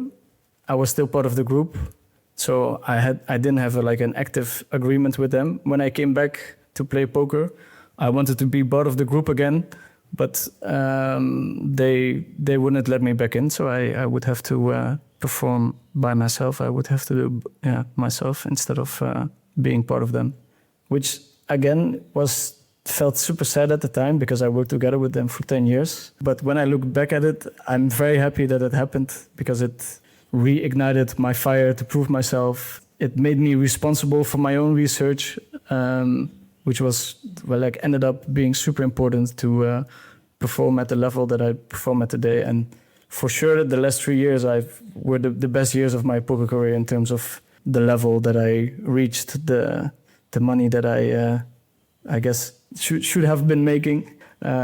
So those results have been incredible. So. Again, something that made me very sad at the time, but ended up being a bit of a blessing. Over that years that you guys were working and traveling the world together, do any specific periods stand out to you as big moments of growth? This can either be through struggle, adversity, big wins, insane games, or big leaps in development that stand out to you? I mean, the way we were living was incredible. We were doing what we like to do, and every 3 months we would travel to a new place. So we'd go from Cape Town to London, from London to Rio. So I was literally living more than my dream, because my dream was making money from poker. And then I couldn't have imagined that it also could be in a very nice place and also have a somewhat balanced life next to it. Also do it with colleagues that I consider my friends. So I think that was one of the most beautiful things. In terms of like hard poker accomplishments, I think reaching 2550 and really feeling like the best player at the table or the second best player at the table was something that I really, really wanted to reach. And I felt like I did that when I was working together with those guys. And I remember we had a 25K in London that I got third in for an obscene amount of money for me at the time, like 325,000. I did sell half, but it was still a very nice bonus to the year. That's also something that I will never forget. Yeah. When you said, I think the questioner as well, I think this is said that's something that you're very proud of, because the jump between 1020 to 2550 is very big apparently in PLO, right? It's huge. Can you maybe... Probably in No Limit Hold'em too, right? I feel like... Yeah, you have a bunch of guys that basically 2550 is their lowest stake. Exactly. That's the reason why it happens. The jump is 2.5x, so that's one of them. Like when you go from 510 to 1020, the difference isn't that big. And then when you go from 1020 to 2550, there's a lot of guys that are like top level, and they say, okay, 2550 is my lowest stake, and whatever game is running at 1020, I'm not going to jump in. Which is also a weird way of looking at it, because for sure there's 1020 games where you earn multitudes of what you earn in a 2550 game, but that's just the rule that they make up, and it shows when you're playing those tables. Like it's way tougher to compete and win at 2550 than it is at 1020. So reaching that is kind of reaching the highest stakes and being able to beat them, because the difference between 2550 and 50-100 is very small. The difference between 50-100 and 100-200 is very small, and then the difference between 100-200 and stakes above might be reversed, where bankrolls decide who gets a seat in the game more than technical ability. So I'd argue that on average my 200-400 games are softer than my 50-100 games. How long did it take you to make the shot stick? I assume you didn't try once and immediately succeeded. How did that jump from 1020 to 2550 look like for you? A lot of ups and downs, because I played PKR, which was debatably the softest software that was out there. Then I started playing a lot of 888 Poker, which was also like a B-tier website. And then I started making shots at 2550, but the game would be super soft. So I would beat the game, but I wouldn't be the best guy in the game. And then jumping from that to beating 2550 on stars or on full tilt, it's huge. So I guess at first I started beating it at 888, but it took me another year to beat those stakes on like the tougher networks like PokerStars. What did you have to learn in that year to establish yourself with the big boys? It's hard to pinpoint one thing. I think it's just like improving yourself every day and never like letting yourself in that way. So there's all small parts that you keep adding, and then it all makes sense. So whenever you see other guys making the jump and they do it in a successful way, you're always like, wow, this guy, he just jumped there, he ran well or whatever. And when you talk to them, the story is almost always the same, where they're like, well, listen, that was the 16th shot. The first 8 shots, I didn't even have a HUD, or I had a HUD, but it didn't even have the lines that I needed. And then the next shot, you're like, okay, I have to fix this part of my game, I have to fix this part. And you just, every day you start fixing small things. And then over time, it seems natural. You're at the table and all of a sudden you're feeling comfortable. You're feeling like you're beating the game heavily, but you kind of forget the incremental improvements that you made every day. Would you say I was going to ask, like, what do you think sets the 2550 guys apart? But it seems like you kind of answered that question as in, well, what sets them apart is the fact that, they showed up for the 16th time trying to take the shot, whereas the other guy at some point just stopped. Yeah. Is that kind of is that it? Well, they showed up and they made it so that they showed up better every time. Because there's people who show up 36 times, but they forget that they have to actually like work on their game to show up again. And I've definitely been guilty where I've showed up many times where I wasn't ready, and then you would be losing in that game, and you would tell yourself like, oh, okay, yeah, I'm getting so unlucky or running so bad in this game, and then at some point you start seeing the guys that are crushing the game, you see how they approach it, and you're like, okay, well, actually, maybe they're just trying harder, they're doing their best more, they're making sure that whenever they show up in the best form possible. So You say like they show up in the best form possible. How big do you think the performance side of poker is compared to just like the knowledge side? Because basically what you now reverted to was more like a performance. They when they show up, they make sure that they're at their best. I also think it's a product of the people that you're competing with.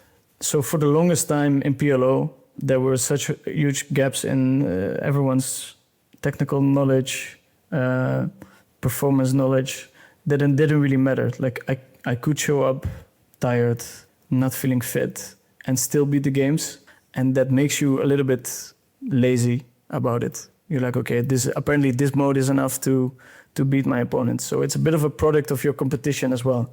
Whereas this year I played the Cash Game Championship, the heads-up version on CoinPoker, and I know my opponents are not underslept, they're not understudied, they're not. So it really, really makes you able to wake up in the morning, and you're like, okay, I have to really get after it today, because my opponent is just, I know he's working relentlessly.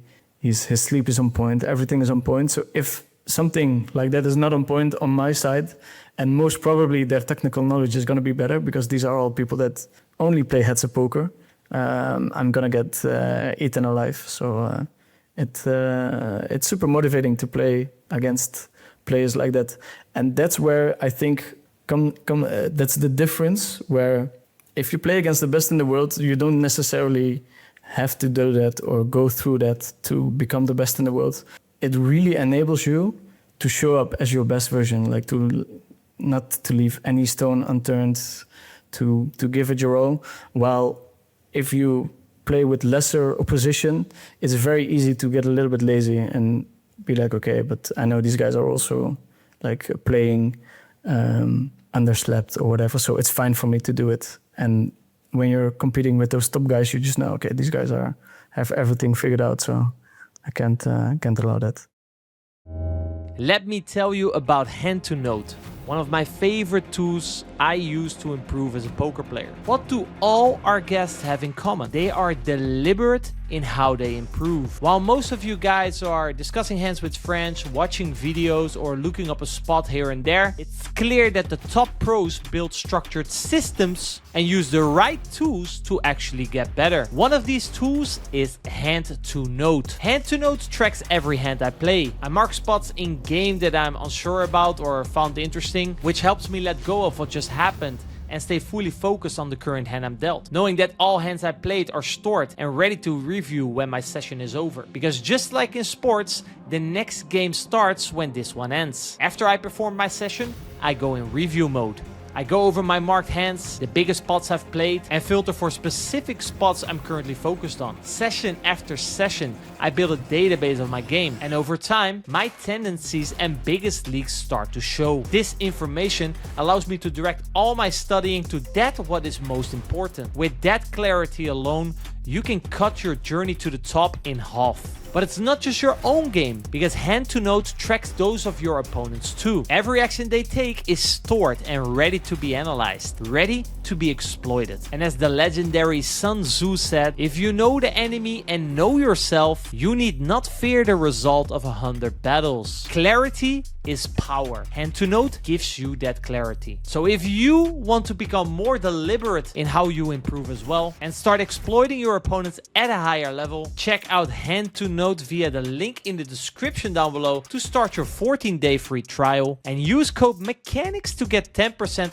off your first purchase. When you have to raise your game, what are some of the things you do differently? It feels like you really lean into competition when you're up against the high stakes guys, the really best players. What are some of the things you do different in your day when you have to show up as a better version? So naturally, studying 1 hour a day is kind of the maximum of what I can do and want to do. Whenever I'm competing with these guys, I go over the 1 hour by quite a bit. So I really go against my own nature of really just wanting to play, to be able to compete with them in a technical way. I still don't really love it. I still offload a lot of this responsibility to other people. So I have a guy who runs sims for me. I have a coach who goes through my hands so that I don't have to do it myself. I also think this is the way to go for me personally. And I think it's very hard to do everything by yourself as well. I know those guys who do it, but usually they do have a talent, or naturally they're more inclined to work with the solver, that kind of stuff. For me, it's super nice to study for 2 hours, play a 4-hour session against one of the best in the world, and then send all my hands over to both my coach and the person that runs sims for me. And I wake up and there's like a summary of everything that I need to know already. And I skip the whole research part of 3 hours after my session. Is there a higher drive you feel there as well, just to perform at a higher level? You mentioned the study aspect and wanted to look at your game a bit more. Do you feel like you focus at a higher level? Do you feel like your preparation around the game steps up? Anything else you change when you're in that competition mode? For sure, yeah. There's a higher drive there. I mean, it sounds problematic if I say it out loud. Like, it's super weird that I cannot achieve this level or this kind of hunger whenever I'm playing against people who are less prepared. But it's also a necessity. I just know that these guys are so good that if I don't show up, if I don't put in that kind of work, they're gonna just crush me. So it's more than just a drive. It's also a little bit of you're a little bit scared even. Like you don't know what's gonna happen, and that really gets you out of bed. And whenever I'm playing my regular games, it's against people who are on average less prepared than the top 8 heads of players in the world.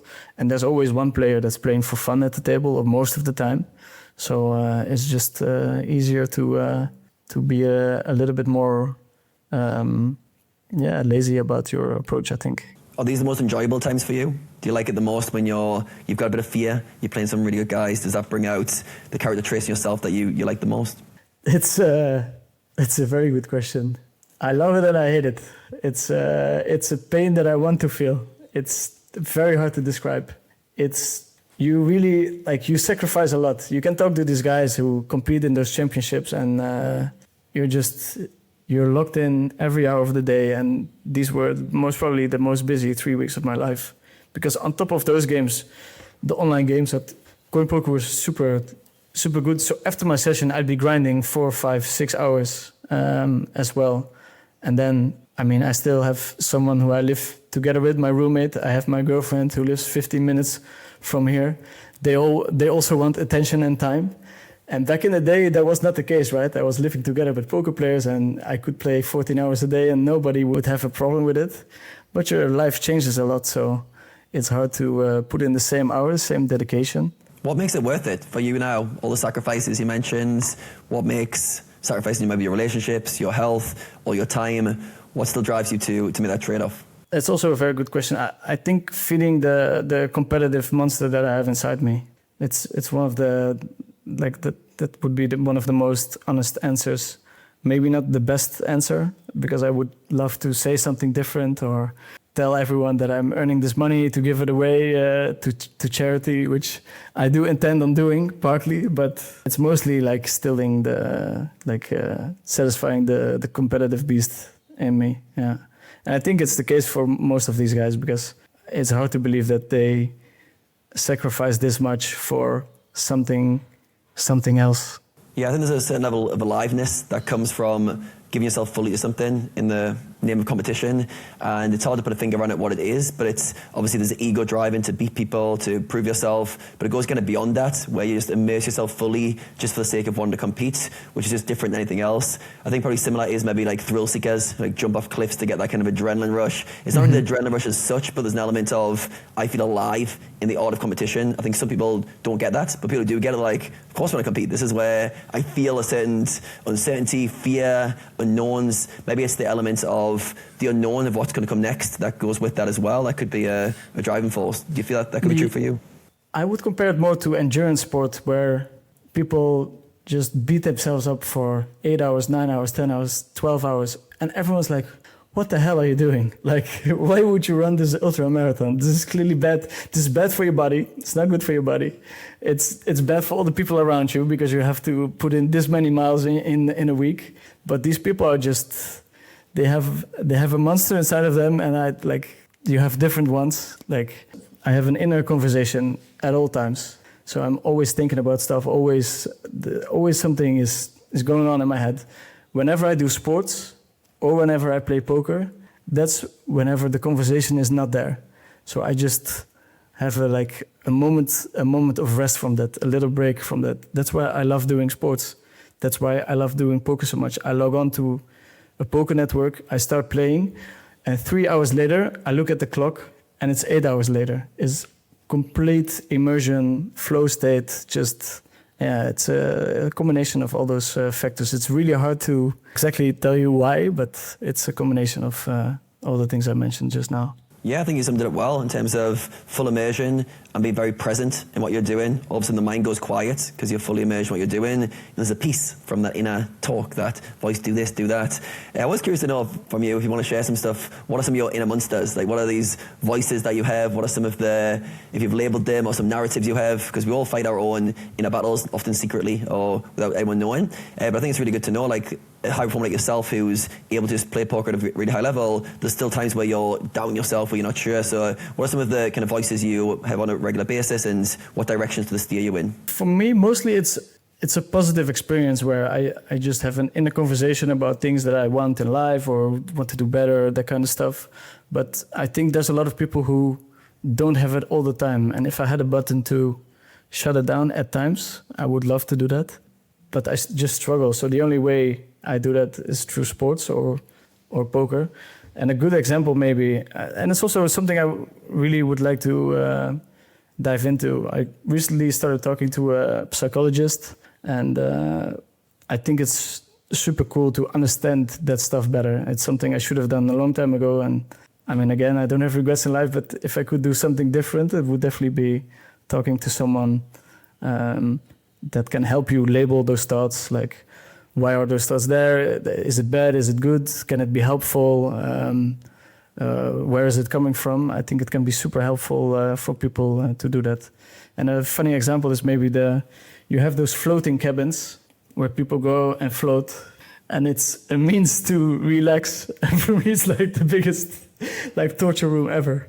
Like, I'm there, and there's literally nothing distracting me from me and my internal conversation. So I prefer not to lay there just by myself. Yeah, they're a deep dive. If anyone's done a flotation tank, it's either 60 minutes or 90 minutes. And because of the water immersion, it almost feels like you're in your own head, and your thoughts almost feel a bit louder, and there's just nowhere to go. It's darkness, and time goes very, very slowly. If you've not meditated before, you're like, must be done now. It's been 5 minutes.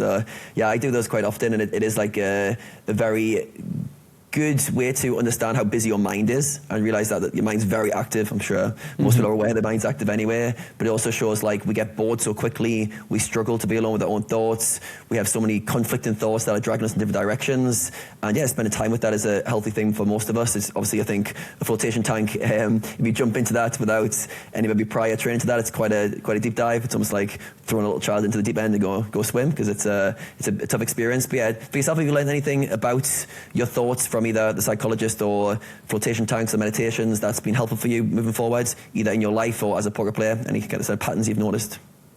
About the internal conversation, not so much, but about myself a lot. There's a lot of patterns that just are grinded into you from a very early age, and it's very nice to understand them a bit better, recognize them a bit better. And I think because I spent so much time by myself thinking about how I approach life, that I understand myself quite well. I really struggle understanding other people at times. And my psychologist really helped with those kind of struggles. So, for instance, what I brought up earlier, when my girlfriend is going through something and she's feeling very sad, and then me not allowing her to be sad or to feel sad or not approach this problem the same way that I approach it. If I say it out loud now, it sounds super logical, right? But when it happened, I was like bringing all the solutions to her, not understanding why she was sad. And then when you talk when you talk to someone who understands those thoughts, who learns to categorize it, to deal with them better, it can be super helpful. So I would really recommend it to anyone who hasn't tried. And since we're probably being watched by a heavy male audience that likes to take risks, like how much risk is taking 5 hours of your life and $500 for like an infinite mental upside, understanding yourself better and that kind of stuff. So again, if I could have done it earlier, I would have done it earlier. But I'm here now and I'm very happy I took that step. Yeah, it was interesting there. You're mentioning understand yourself, but on an even more deeper level, understand other people.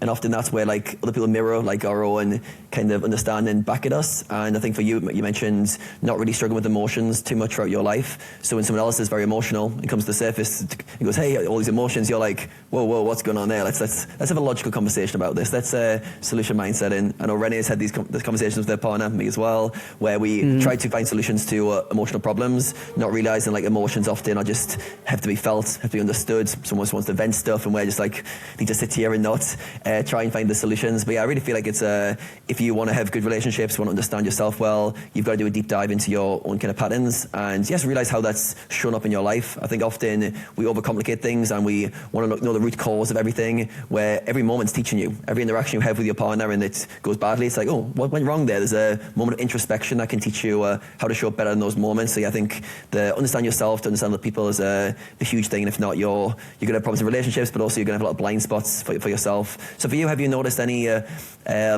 ways to tap into more emotion? I know it's a tough question, but you mentioned like as a poker player, you don't have many emotions. Have you found ways outside of poker to experience emotions more fully? Do you feel like you are able to kind of have a wide range of emotions off the tables? So it's something that I struggle with for sure.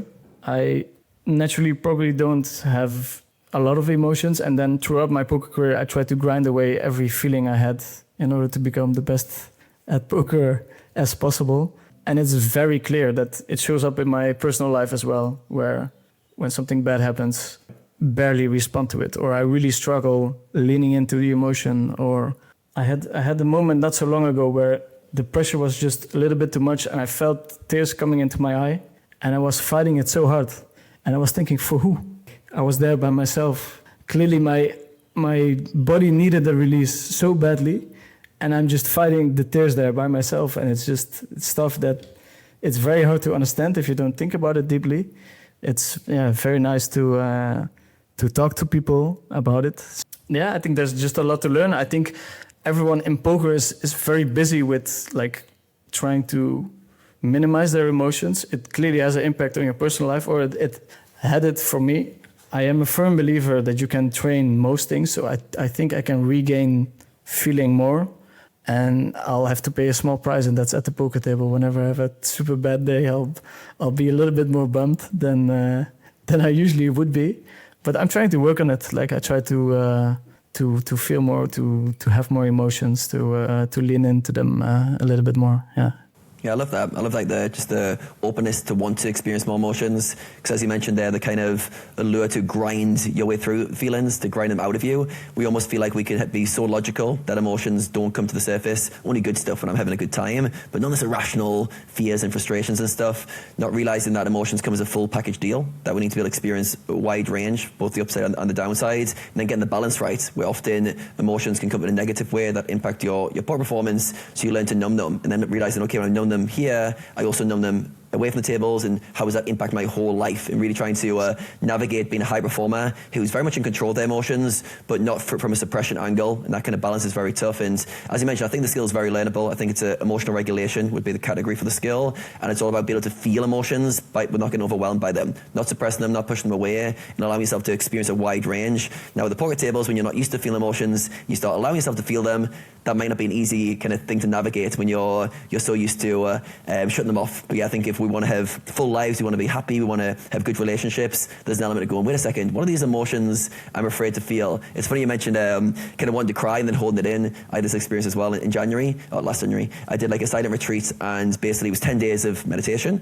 And after day 2, it felt like I'd been there about a week, and I was like, oh my God, it's just day 2. And we go back to this small little room, and it's like a little prison cell, and I just lay on the bed and I stared at the ceiling, and I started laughing, going, oh my God, this is torture. And then I started crying a little bit, and then I was just fighting so hard, going, going, don't cry, like, there's no, you can't cry. And I was just in my room by myself, just going, all these emotions were trying to come up, and I'm still there by myself trying to go, be brave, don't let them out. And at some point you just release and just go, all right, I've been holding on all this stuff for so long. What's the whole point of the retreat? Yeah, and I'm still fighting them. And he's fighting them. I wasted 2 days just clinging on my pillow trying to not to fight it. But yeah, it's just funny, isn't it? Like we have to, like, we can laugh about it, but we all can have our own versions of, like, not allowing ourselves to feel emotions. Because once you're able to feel emotions, they kind of come and go. They kind of pass through. There's a little bit of a feeling you need to be uncomfortable with, but after that it kind of goes. So yeah, I think it's a really good topic. I know we could go deeper on there, but I think it's understand your own emotions and how you respond to them.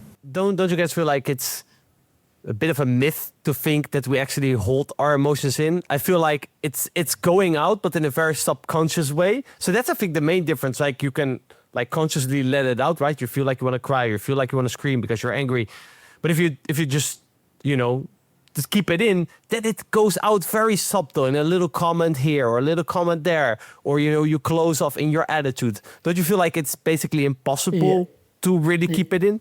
Yeah, or not even go out, but stay in, which is debatably worse than releasing it, where you're gonna have the negative repercussions anyway, but in a different way. Like, you build it up, and then the release is too big, and you just start shouting at your partner for something super small, for the not putting the plate in the dishwasher or whatever. Yeah, exactly. So it comes out. Yeah, so it comes out. Yeah, in the end, it comes out at some point. Yeah, that's very, very interesting. Yeah, I say that like boiling the kettle. If you put your finger over the steam for a while, it's going, oh yeah, I'm blocking it coming out. But at some point, you hold it long enough, there's going to be an explosion. And maybe you've learned not to explode because your way of tolerating emotions is to be passive aggressive or to hold it a bit more. But that emotion you don't let out is in there. It's going to show itself in different ways. And it's basically going to halt your overall experience of life, being able to be present with the moment. As you mentioned, your poker experience is very present, very in the flow. We want our whole lives to be that way. We want to be present with what we're doing. And we can't be because we've suppressed a lot of emotions. Our mind's very active, trying to fix things. So for all of us, the way to do is to release stuff, feel emotions, let the minds be at ease and not overreact. So yeah, really good topic, and I think it's a one we all have work to do. None of us, you don't win this game, I don't think, in terms of accomplishing, but it's ongoing awareness and trying to find where your blind spots are and try to open them up. Yeah, now, having read your story, I feel like participating and creating challenges seems to be a returning theme. Why do you need challenges in your life? Yeah, it's true. I didn't know it was a pattern until I thought about it or someone mentioned it, and I was like, yeah, I did create like 6 challenges for myself or something. Even back in my PKR times, I had one. And then I have my blog on 2+2. It's just nice to set a goal for yourself, or I think it's extremely nice. And then in general, I would put the goal very high, which is maybe not what people would advise me to do, but I really like to put out an insane goal, and then if I miss the goal, I'd still be very happy that I came close to the goal. I think people in general would say, okay, just make your goal achievable or something, but I just like to throw out a crazy goal and then chase it, do everything I can to reach it. And once I tried everything to get there, I'd be happy even if I didn't reach the goal. So there's a couple of challenges there. On 2+2, on Twitter, of course, the $1 million challenge. I just really enjoyed it. And I also think people enjoy watching it. Like, it's way nicer when you play cash games. There's no storytelling there because you sit at the table and 6 hours later you log off and that's your session. And when you put together a nice goal, there's a storyline where you start at certain stakes, you build yourself up, you go down, back down again, up and down, and then at the end, you reach this goal that you set out for yourself. And I think it's nicer to follow than just me posting a graph of, okay, this was my cash game result for today, and then the day after, the same thing, yeah. One of your most famous challenges, and one that put your name out there for the general public, was the Galfond challenge back in 2020. You said this made you reinvent yourself during the challenge and work harder than ever. First of all, what made you set that challenge or take on the challenge, and what did the Galfond challenge bring out in you? I mean, partly overestimating myself, probably, because one of the most successful poker players was coming back to play. Most likely, there was something going on for his return. Like, I wasn't thinking that he was just coming back and going to shake off the rust in the first match. I had a very good team around me that I felt like could guide me through a challenge like this. Initially, I wasn't really a heads-up player, but I had pretty incredible heads-up results. So I felt like if I were to be the first person to compete against Phil, I would have a decent chance of beating him. And then on top of it, he was handing out odds to take on the challenge. So it was a nice mix of things happening. To be honest, the way the challenge played out was a bit different than I was hoping it to play out, in terms of I thought it was going to take us 2 months to play 25k hands. It ended up taking us 6 months or 7 months. So if I knew that before taking on the challenge, then it would be a little bit different, because there's a lot of opportunity cost in playing Galfond heads up every day instead of playing my normal games. So in terms of how I thought it would play out, not the challenge itself, but more the rules around it, then maybe I would reconsider. But when I was thinking about it, and I thought it would be very nice as well for my poker game and looking in becoming a very good heads-up poker player, I thought it was a perfect storm. Yeah. Phil has covered his side of the story many times. I couldn't find anywhere you talk about your experience. Is there anything you'd like to share about how the challenge itself was for an experience for you? Maybe highs, lows, interesting parts for you? Yeah, Phil covered his side. I mean, obviously his side is more interesting and more heroic than my side, because I basically won $1 million and then lost $1 million in the second part, which is pretty soul-crushing, as you could imagine. I even lost way more money than people probably think, because you had side bets on. We had an extra bet on that was timed exactly at the top of the challenge as well. So it ended up costing me a fair bit. In that period, that 6-month period, was the period that we probably had the softest games ever online in the COVID times. So in a way, it was a little bit painful, but in another way, I came out of the challenge the best player I've ever been. I think my heads-up results in the 2 years thereafter, I've won back multiples of what I lost within the challenge. So it ended up being super nice for my career, but the timing was just a bit bad. That's the only thing that's sad about it. Whenever we had the last day, people often ask me, like, how did you feel? Or were you super sad when you lost the challenge? On the last day, you know, this is a coin flip. Like, he's going to win or I'm going to win. It's roughly 50-50. It's not like on the last day you're going to feel super sad. But the way towards that last day, I mean, it wasn't great, of course. I had a friend who was sometimes railing me, and so he just couldn't take it sometimes. Like losing $1 million heads up is...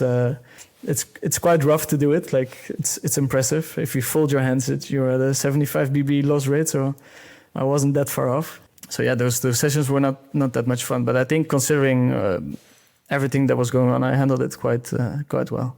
You said that you came out being a better player than you ever been. What specific things do you feel like you significantly improved upon during this challenge? This is when Phil launched Vision for the first time. So I think Vision came online when he started the challenge with me, or at the end of my challenge with him. Me and my team, we had a version of it that was debatably better or similar. So in that sense, we had an even playing field. And I studied so much, again, just like the heads-up challenge, I knew Phil was going to show up super strong. He was one of the best online poker players back in the day. So it just motivated me greatly to compete with him. Whereas when I was playing my normal games, the competition was just soft enough where I would cruise and just win enough money where I'd feel very happy about it and mostly focus on playing. With Phil, I knew I had to put in more effort than that. And if you do that for 6 months, because that's how long we ended up playing, your game goes through something that it has never been through. So for sure, my heads-up game was super strong. I mean, this claim is going to be refuted by a couple of guys.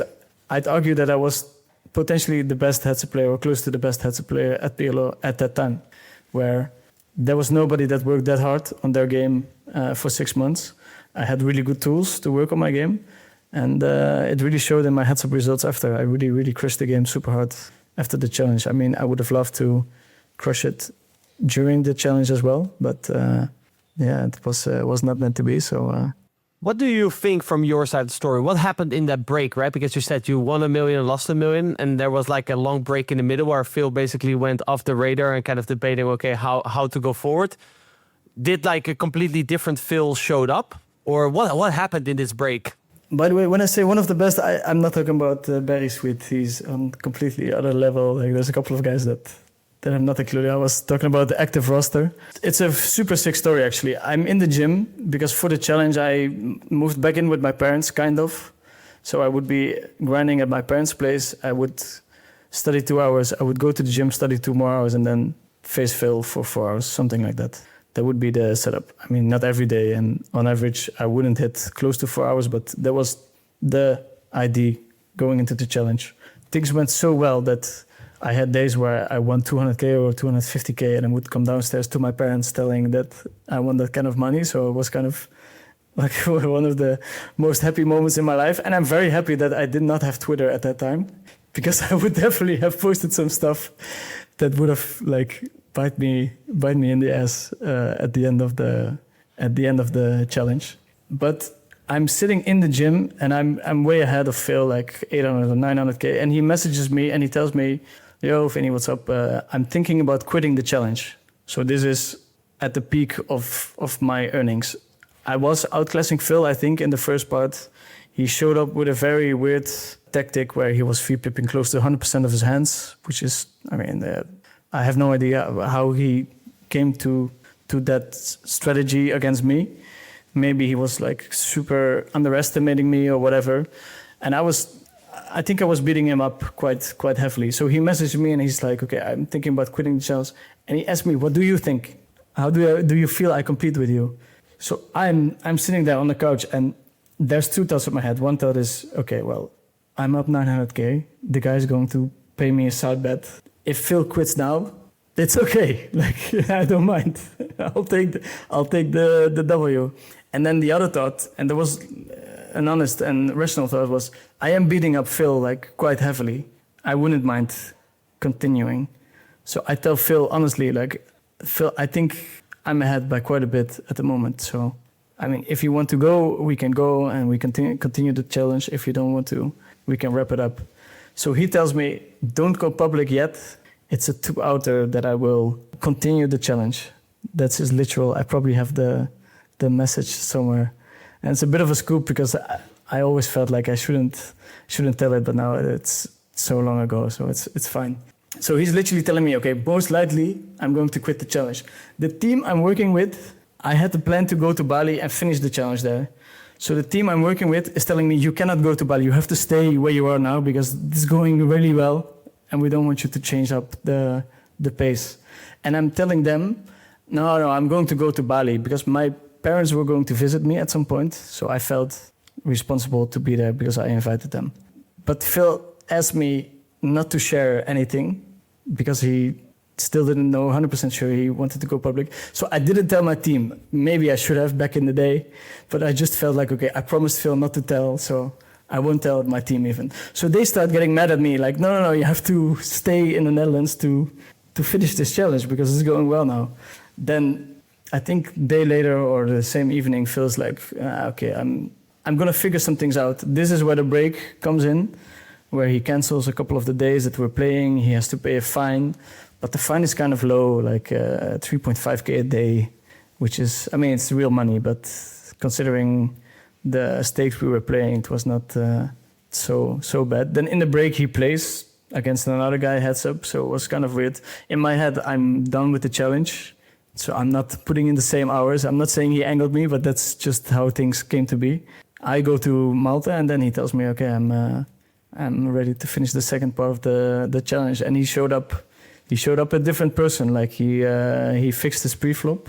And whenever you fix your pre-flop, it fixes your post-flop in a very big sense as well. Because at the first half of the challenge, it felt like Phil arrived at the river and then he had a terrible hand. Of course, you have a terrible hand more often when you play 100% of your range.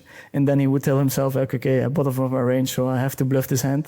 And then I'd be calling him off at roughly GTO ranges and he'd be losing a lot of money. And then the second part of the challenge, that was fixed instantly with him fixing the pre-flop.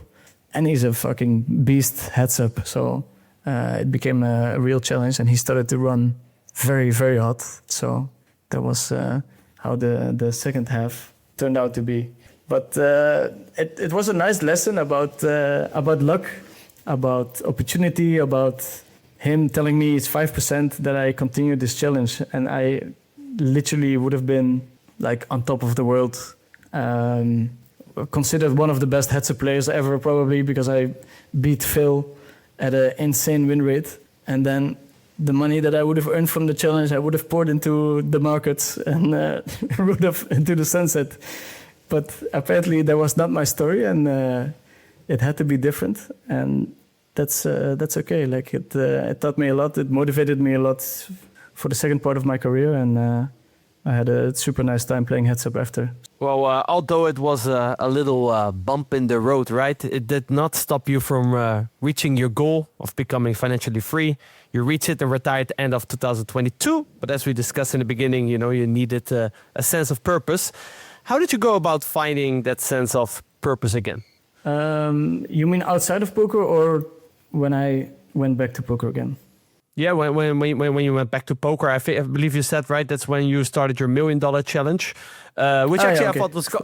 I thought actually was quite interesting, right? Like you initially had a financial goal, and they were like, oh, that didn't really work. Let's put another financial goal. Another one.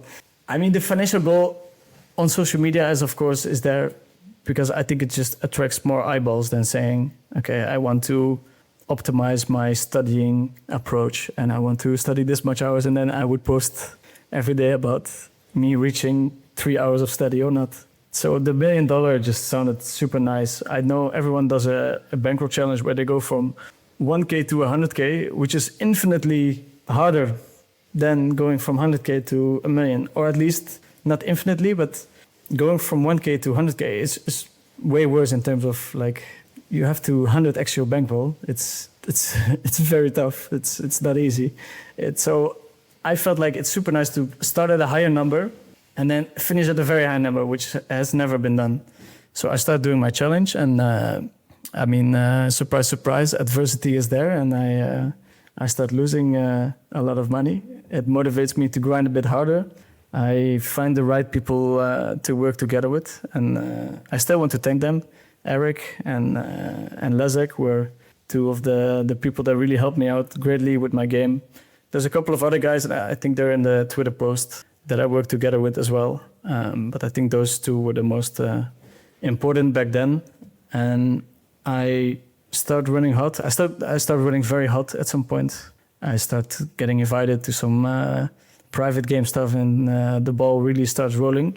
And outside of the challenge, whenever you do a bankroll challenge, you're kind of stuck to playing certain stakes.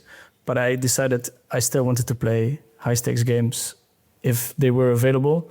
So I also battled outside of the $1 million challenge. So the year that I completed the $1 million challenge, I think I had a 2.7 million year, which was my biggest year ever. So yeah, that all came together super nicely after going down first, and proving myself again, because of course I was out of the game for 2 years. I wasn't able to do it with the team that I used to do it with this time around. So it was also proving that I could do it by myself. And when I say by myself, it's me with some people that helped me out. What kind of help did you look for in the outside? Is it like a similar structure like we talked before, like a researcher? What are we talking about here? Yeah, so since I don't enjoy the research part that much, I would outsource most of my research. So database analysis of my own game, running sims, that kind of stuff. I would prefer to outsource it and then just focus on playing myself. At this point, I did realize that to have a very short feedback loop is very valuable. So whenever you're outsourcing stuff to other people, it can be very helpful for your career, but it also creates a lot of gaps in the feedback loop where whenever I message someone with my database, it's not going to be there 3 hours later. I message him, he's in a different time zone. Then he reads the message, but he's working on something else. So maybe I get it back the day after or 2 days after. Then he responds to me with a question about the database, and I forget to respond to him. So now the feedback loop is 4 days long, 5 days long. So I did realize there has to be something where the feedback loop is super short. So I have to start running very basic sims myself on spots that I have to learn from. So I did start running my own sims, but super basic and also not so accurate. But I still think you can draw a lot of conclusions from inaccurate outputs. And I think you said as well, right in the beginning, like, for example, if you're losing or things are not going well, you can use kind of that emotion, right? As viewed like, oh, I know I have this emotion now. I want to work on this. And then when you have to wait 4 or 5 days, it's gone. You know, it's like, oh, yeah. You're playing this guy at 10-20 heads up. You know you're better, but he's just beating you up. And you're like, okay, I have to like get in it now and run these sims, see if I play these hands well, and see if it's actually not that great or that he's maybe outplaying me. And then you do your research, you find out that he's just clicking buttons, and you take him on the next day and hopefully turn it around. Yeah.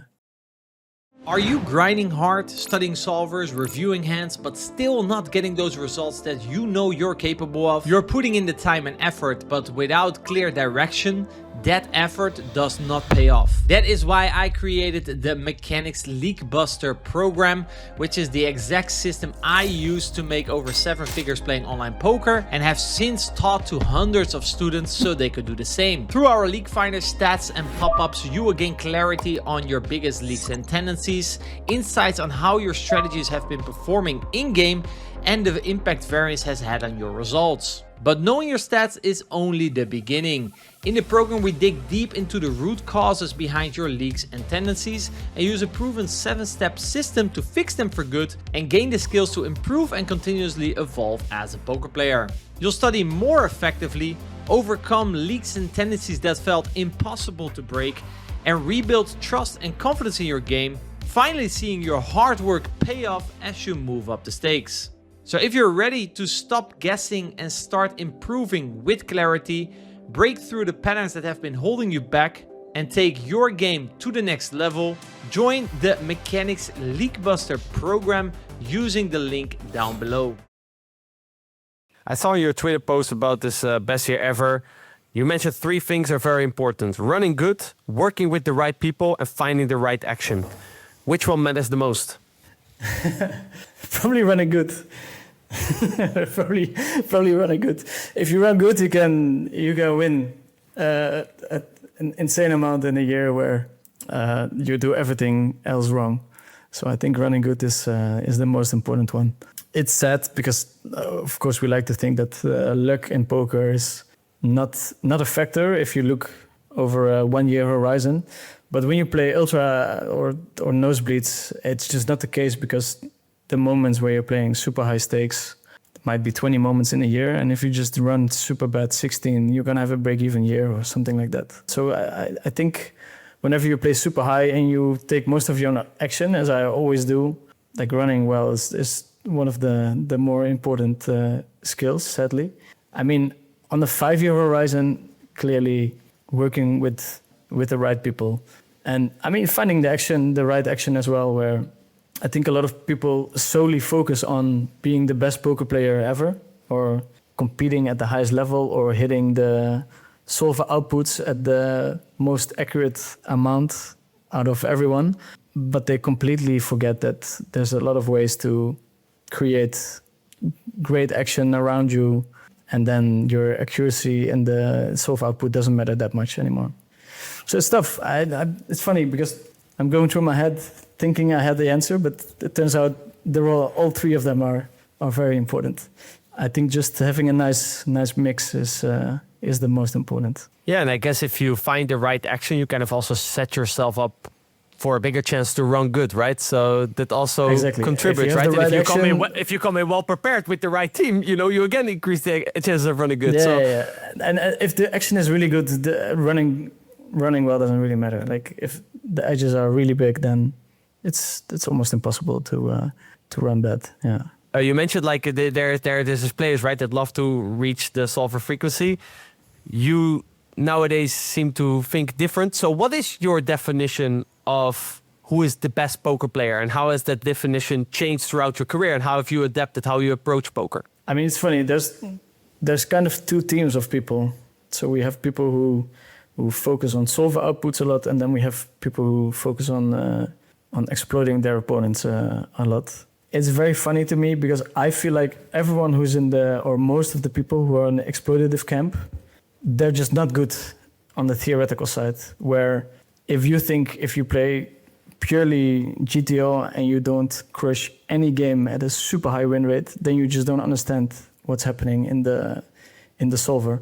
So a lot of the exploitative guys would say, okay, but I can see my opponent and he's folding this much, so this is going to be my adjustment. But the problem is you need a baseline, and the baseline is created in the theoretical field. So without the baseline, you're not an exploitative poker player, you're just clicking buttons.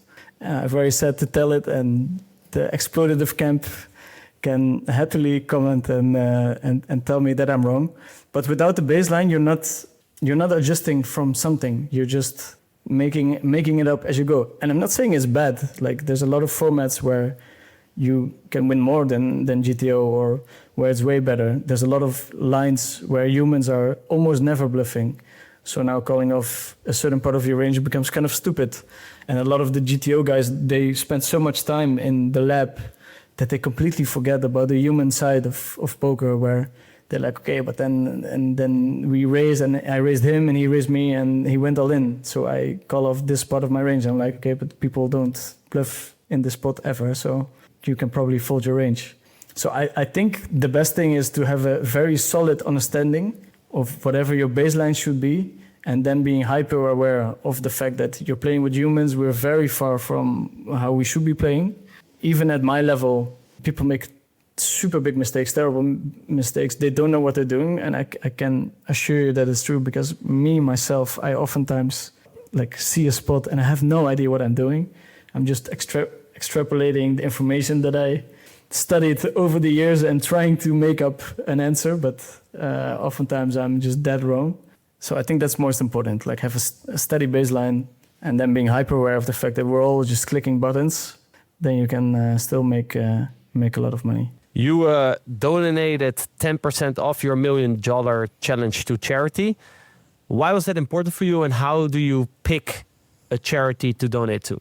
My goal felt a bit hollow or empty, finance-based, without adding something like that. So for me, it was important to know that I was not just doing it for myself. I mean, I'm never just doing it for myself, and there's always like a deeper something behind it. But I thought it would be very nice to add some kind of charity component. Finding the charities is not super easy. I mean, it's easy in a way that there's 1,000 charities everywhere. When you start searching, you find a lot of them. But it's very hard to decide, okay, what's important, and how should the money be spent? And is it more important for people with a disability to party on a Saturday evening, or for this person to have a life-changing operation? So it was a terrible experience in the sense of, I'm not sure if I did a good job. Surely I could have done better with spending the right money at the right places. But what I try to focus on myself is people who don't have the same opportunities as me, to help them out if I could. So that was the main focus. And then obviously the people around me also partly decided where the money could go, because then I would donate to one charity, and then they would say, okay, well, actually I have a friend who is doing this nonprofit, and maybe you should have a conversation with them. And then soon enough you find 10 charities. And my assistant at the time, Emma, she helped me out also greatly with finding the right places. For people who want to, get inspired by this and also want to make donations, what are like some of the criteria that you have to look for in terms of if the money is actually well spent? Because from kind of also what I understood, it's not like I get calls every time from, I don't know, UNICEF or whatever. Hey, Mr. Koeman, you want to donate more money, or you want to extend or up your donations, whatever. But sometimes I feel like, I don't even know what you guys are doing with the money. So maybe you can give like in your knowledge some guidelines in terms of what to look for. It's very tough to give guidelines. I can tell you the experiences I had. I'm not sure if I ended up making the right decisions per se. Usually when a charity becomes very big, there's a lot of overhead within the charity. The UNICEF, those kind of charities, there's a CEO that's getting paid probably 200K or 250K or something. People are going door to door, they sell you on a monthly subscription, they get six months of subscription whenever they sell it to someone. So all of those things, they take away from the money arriving at the people where you really want it to arrive. So I ended up mostly donating to smaller charities where I felt comfortable that most of the money would end up with the people that needed the money. But if I did a good job, I have no idea. I have no idea. So for instance, the Special Social Club, that's the charity that organizes parties for people with a disability. I was there at those parties just as someone helping out. You just see if everyone's having fun, if everyone's feeling comfortable, if someone is too much going on, because there's a lot of autistic people showing up as well that have a problem with going out in normal bars or something. They have a special room for it. So I was there. I was seeing those people. I was seeing that it was making like a huge impact on them socially. That's very nice. Sometimes you donate to a charity. It happens very far from where you're living, and you don't really have an idea what happens to the money. So I think there's a couple of websites where you can actually see how much of the money that you donate actually goes to charities. That's something nice to look into. You have Khan Academy. It's a charity that brings out courses for free for people to learn. I think that's a very nice initiative as well, but it's a struggle finding the right charity, making sure the money is spent in a good way, and it's also something you have to accept, right? Because you want capable people leading the charity as well, and they have to get paid. So it's also something you just have to accept whenever you're doing it. But there's a lot of thoughts that go through your head. You're like, okay, I'm helping this charity now, and I'm not like donating mosquito nets somewhere in Africa that I could save this many lives with. It's such a tough equation to solve. Seems like very similar to kind of the phone we talked earlier, right? About poker. There's always a poker game. Well, there's always a charity, right? There's always someone who needs help. There's enough charities, that's for sure. There's enough charities, but it's tough to find the right ones. But in the end, it's just like be okay with it. Not all the money is gonna end up, and it's impossible because some people have to get paid as well to make everything happen. Yeah, I think that's the most important part. Just giving, accepting that not all the money will end up there, but just doing something for someone who had less opportunities than you had is always nice. You mentioned donating to charity was part of a deeper meaning. Like you mentioned, when you have goals, there's always something deeper behind it.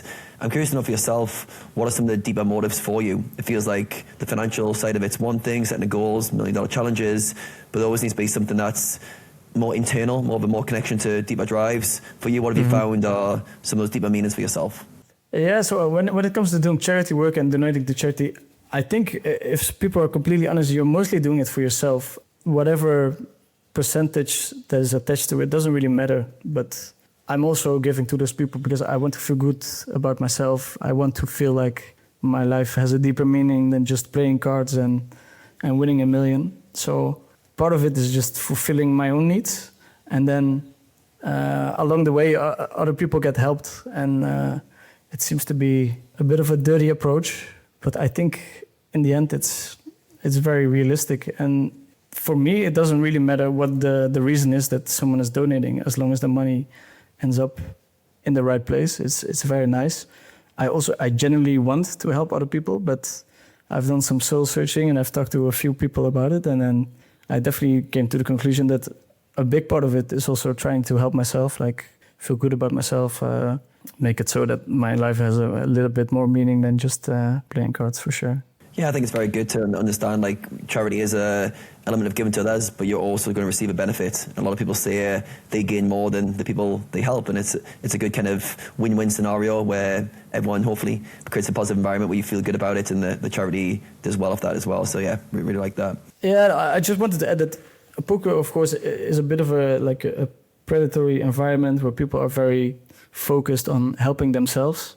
But I do want to stress to those people that it can feel extremely fulfilling to start focusing on helping other people as well. And I think the poker scene is not the most, helpful in terms of what we add to society. And I would really like to change that around, where we get a bit of a better rep in terms of what we do for society. And I think the financial means are there for sure. So I would really like to motivate people. I mean, if you don't do it, that's not a problem at all. But if you do it, I would love to applaud it and motivate people doing it. Well, you're a great role model for being able to perform at a high level, but also give back to causes that you're passionate about. So yeah, hopefully others can take some motivation to go in their own pursuit. And it doesn't have to always be in a grand way. Obviously, you were doing it in big ways. It can be small amounts of things. It can be done in your time. It can be helping out with your community, people around you. So giving can take many forms, financial or time, energy, effort. So yeah, I think it's a really good thing to think about. And I know what you're saying as well, as a poker player, it's often you versus the world, which can lead you to kind of take, or at least be very self-driven. So I think it's good to kind of balance that self-drive to care about others and to give back in ways that you find meaningful. So after your best year ever, which was 2024, 2025 became one of your toughest, which seems to be a repeat cycle of highs and lows. What changed? What happened in 2025 that made things fall apart a bit? So yeah, 2025 was my worst year ever by quite a bit. So I probably lost more than the 2.7 I won in the year before. I mean, one of the biggest differences was the risks that I was able to take. So as I mentioned, I really love taking big risks, especially if I think they are rewarding risks in the long run. You have those Triton series, and they have a lot of high buy-in tournaments. So I started traveling to them. I'm pretty sure that I'm at least winning, or at least break even, and probably winning in them. But ended up losing a great deal of buy-ins, and then the people who I backed myself did the same thing. That ended up in pretty terrible year in terms of results. In terms of how it should have gone or could have gone was still okay, but I definitely maxed out on taking risks, and I hit a very tough stretch in most of the risky scenarios that I took. So it was a terrible year in terms of results. What draws you to the big live MTTs, like the Triton stops? Is it the novelty, the stage, the challenge, the risk involved? Yeah, all of the above. I think it's the kind of the pinnacle of live poker. Tournaments are very funny in a way that the guy that wins the tournament is almost never the best tournament player.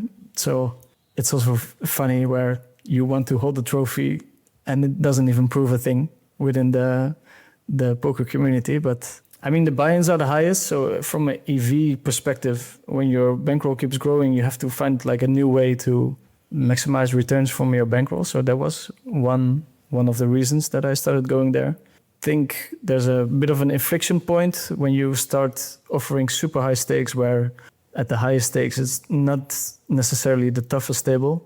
So I'd be playing 50k, 75k, 100k buy-in tournaments that would mimic the level that I would have at a 2k online table maybe.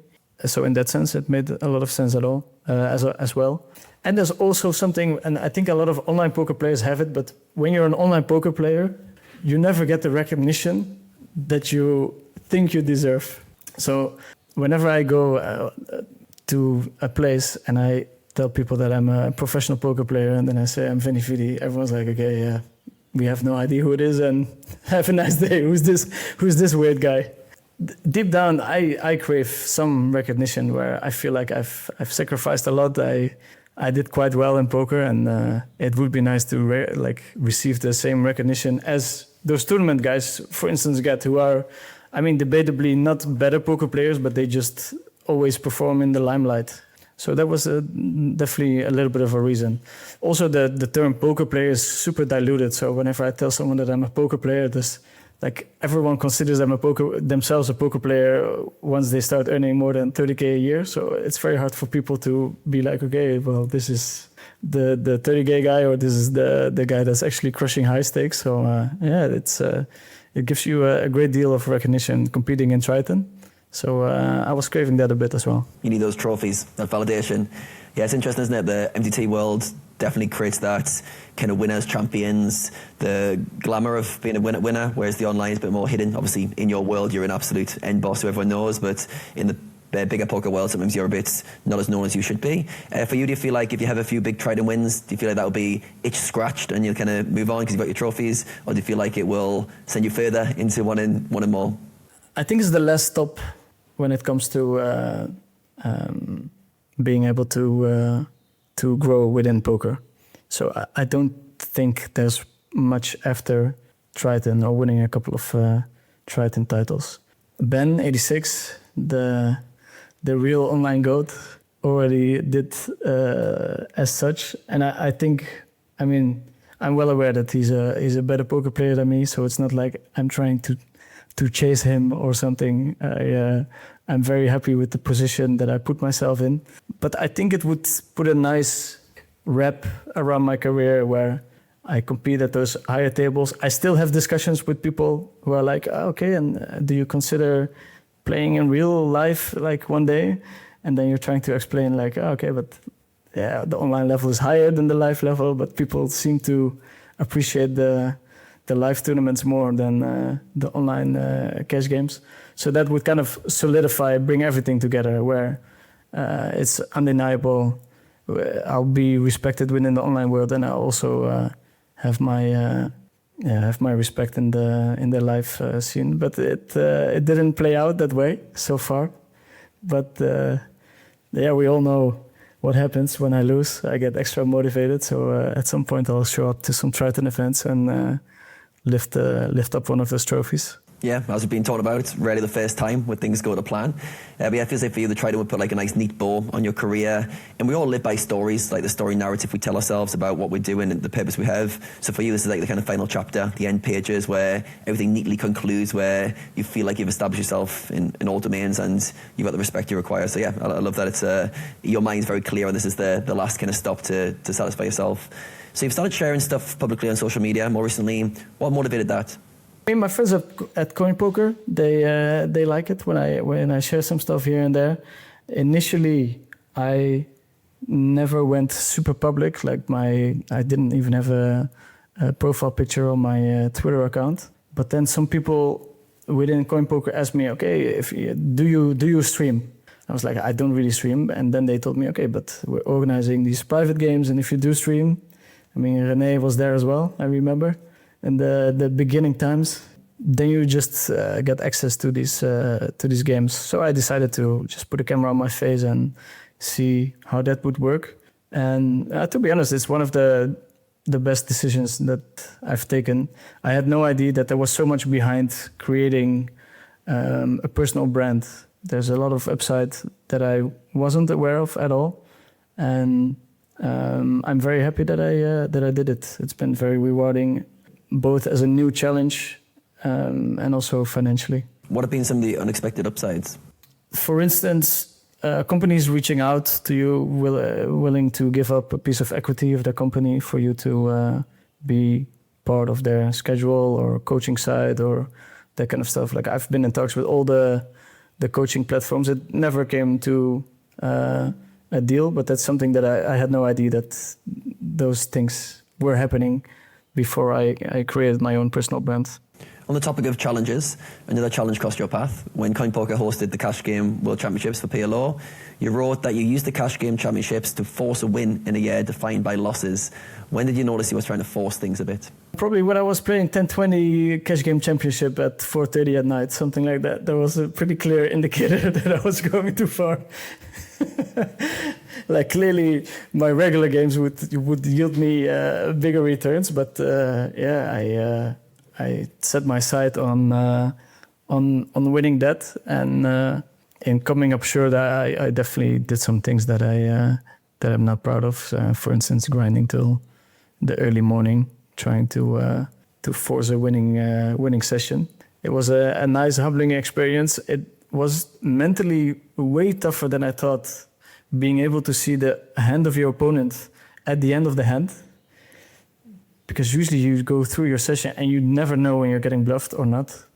And just being shown that you're bluffed so many times over really took a toll on me. I took it very personally, and that was way tougher mentally than I thought it was going to be. So I just grinded a little bit too hard. I pushed a bit too hard. And do you think you responded well to the showdowns? Do you feel like naturally you're someone who gets more edge from that extra information? Or do you feel like maybe other players in the pool got a further edge from that feature? I think long term it's in my best interest to see the hand of other players, mostly because the average level at 10-20 makes it so that people play a quite exploitative style. When you're playing close to baseline or what you should be playing, you cannot draw too many conclusions from showdowns. So whenever I bluff a combination that's clearly a bluff, it's not something you can draw conclusions from. But when I see someone bluffing a hand that he should definitely not bluff, then that's where like the strategic part or technical part comes into play. So I think I gained more from it than my opponents would gain from my showdowns. You mentioned grinding, trying to force a win until 4:30 in the morning. There's some things in poker, especially if you've been playing a long time, like myself, like you. It seems you feel like, no, this doesn't happen to me anymore. But even after 15 years, you still find yourself doing the same stupid things. So I was wondering, are there like next to maybe, I don't know if this is a pattern, but what are some things in poker or as being a poker player that seem to just remain to be difficult even after 15 years, even though you feel like I should not be doing this anymore? I mean, things like grinding till too late, it's something that never leaves your body completely. There's always a chance that it happens. You just have certain triggers that get you there. The only thing that changes is you need more triggers to get you to that point. So you get used to feeling bad, running bad, having a terrible session, being bluffed. There's always a chance that everything culminates, everything combines in one evening, and then you're just stuck behind your screen, 4:30, light sweat over your body. I mean, I think everyone recognizes it. You feel a little bit warmer than usual, and you're just clicking away. It's so funny because if you would see a view of this the day after or the day before, you'd be like, okay, this guy is clearly losing it. Like, he's not going to turn his session around, this guy. But then in the moment, you're like, okay, I'm going to do it. I have to do it. I think one of the big changes is that back in the day, I would take on someone who was better. And nowadays, that doesn't really happen anymore, where I've put myself in a position where there's not that many people better than me, which is a good start. And then the people that are better than me are clearly better than me. So I know my place, and I know at 4:30, I'm not going to gain any edge from them. So at least when it's 4:30, I'm playing in a game that's good for me long term. That wasn't always the case, but it's still way better to just shut the computer down at 12 and go to bed and fight another day. You got a chance to improve on your performance in the recent Cash Game World Championships Heads Up. How did that go? Just completed last month. What was your experience there, and any tales to tell from that? A bit more scary in terms of opponents, of course. These guys are the best in the world, and I would go so far as to say that the best heads-up players online are the best poker players in the world, and the people who play 6-max, I'm not saying they're not good, but most precision happens in heads-up poker. I mean, firstly, for the very obvious reason that the game tree is way smaller. So naturally, you're going to be way more precise. But I think in 6-max, the competition is also considerably easier or lower, which creates a field where you don't have to work as hard as you have to do heads-up to compete with those guys. It just filled me with a lot of excitement. There was a hint of being scared, which is always good, I think, when you have to compete. A lot of respect from my opponents. Also a lot of relaxation, knowing that I'm not purely a heads-up guy, so there's no expectations for me to take down the event. And the amount of hands that we had to play was pretty shallow, so anything could happen, basically. Still, something nice could happen. And I think I've played very well. I ran okay. Of course, I played very well. I worked very hard on my game, and I went in to the challenge like an okay heads-up player, and I came out of the challenge a very, very solid heads-up player, and that was the main goal after all. And then I was lucky enough to reach the half final, play against the guy that ended up taking the crown. He absolutely obliterated me in the second session, but I managed to win a lot back, almost close the gap, and I think he deserved the win as well. It's something that I would really struggle with saying back in the day, but there's just a couple of guys that work so hard that they deserve the spot over me. So I was happy for him that he could go to the final and proceed to win. Do you feel like the best players rose to the top in that format? Or did variance play out as well in terms of maybe some of the best players from your perspective got knocked out earlier? So the guy he played against, Sanita, is the consensus number one PLO heads-up player in the world. So he reached the final, and then for me, Yorgoki is the number two. So in a way, it's very funny how the format was very short, so they're not supposed to meet, the number 2 and the number 1, but they ended up meeting. But I'm sure that there's a lot of people, and probably people who competed in the tournament as well, that consider the rankings differently than me. But that's the fun part about poker. You can disagree on technical ability, and then you can find it out or fight it out in the arena. Looking back on your poker career, what do you think has been the greatest contributor to your success? Probably determination to keep going when things were going poorly, believing in my own skill level when nobody really did, and putting in the hours when I had to. Obviously, I've spent a lot of hours wasted on playing instead of doing research, so it could have been better, but I was just leaning into my nature, and I think that's very good. Doing something that you love, leaning into your strengths is something that I'm not ashamed of at all. So that's something that I did throughout most of my career. What makes you keep going? Are you a stubborn guy? Have you always got something to prove? What leads that determination that you've been having? Yeah, a bit of a chip on my shoulder. I'm extremely stubborn. I do want to prove everyone wrong, and it might not always be healthy, but I gain a lot of energy from it. Whenever I hear someone telling me you can't do this, it's the best fuel ever for me to actually do it. So it just motivates me greatly. It probably comes from a bad place, or it might come from a bad place, but for me it's just something that motivates me greatly, and it gives me a lot of satisfaction to show people wrong. And oftentimes I'm showing people that I was right, and they forgot the whole conversation, which makes it kind of funny, right? Where you start to realize how important it is for you, and then you tell the person like, you told me I couldn't do this and this, and he's like, well, when did I tell you this? And you're like, you realize, okay, this was important to me, it wasn't important to the person, and that's okay. Yeah, I see two sides of that. There's the proving someone wrong, but there's also proving yourself right. And there's elements of like when you have strong feelings, strong belief in yourself, strong confidence, the validation you get from going, yes, that was right. I backed myself and I could do that.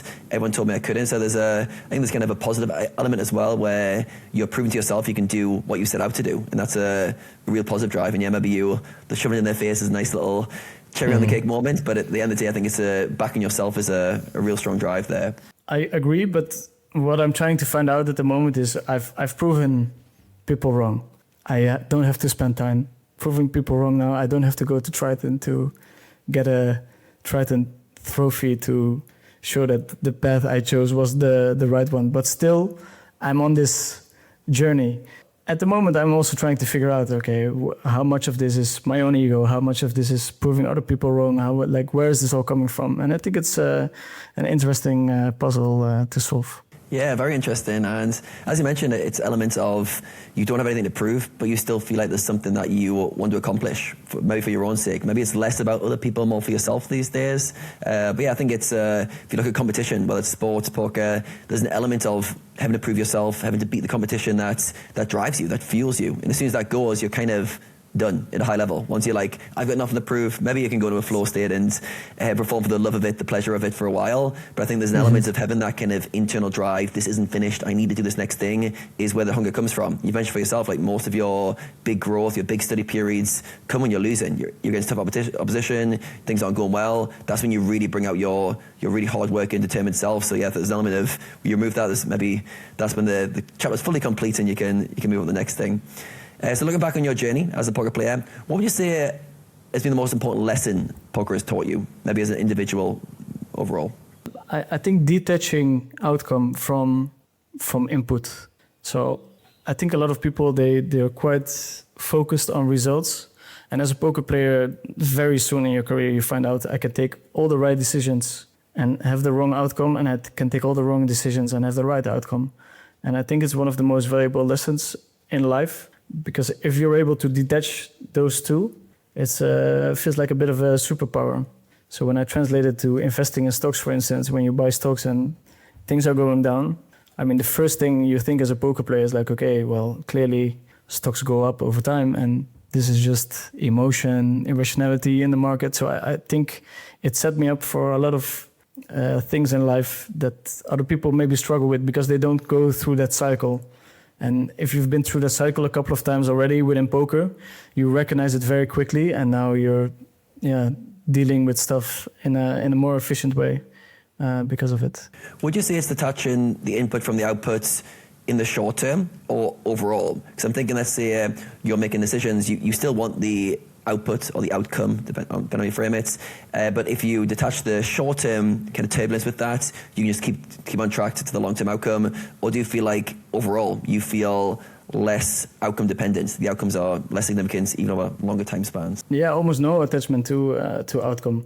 So, I mean, it's not only about money or investing, but also in life, like taking risks, like asking a girl out or whatever. Some people, they do it, and the girl says no, and they're like, okay, I failed, but that's like besides the point.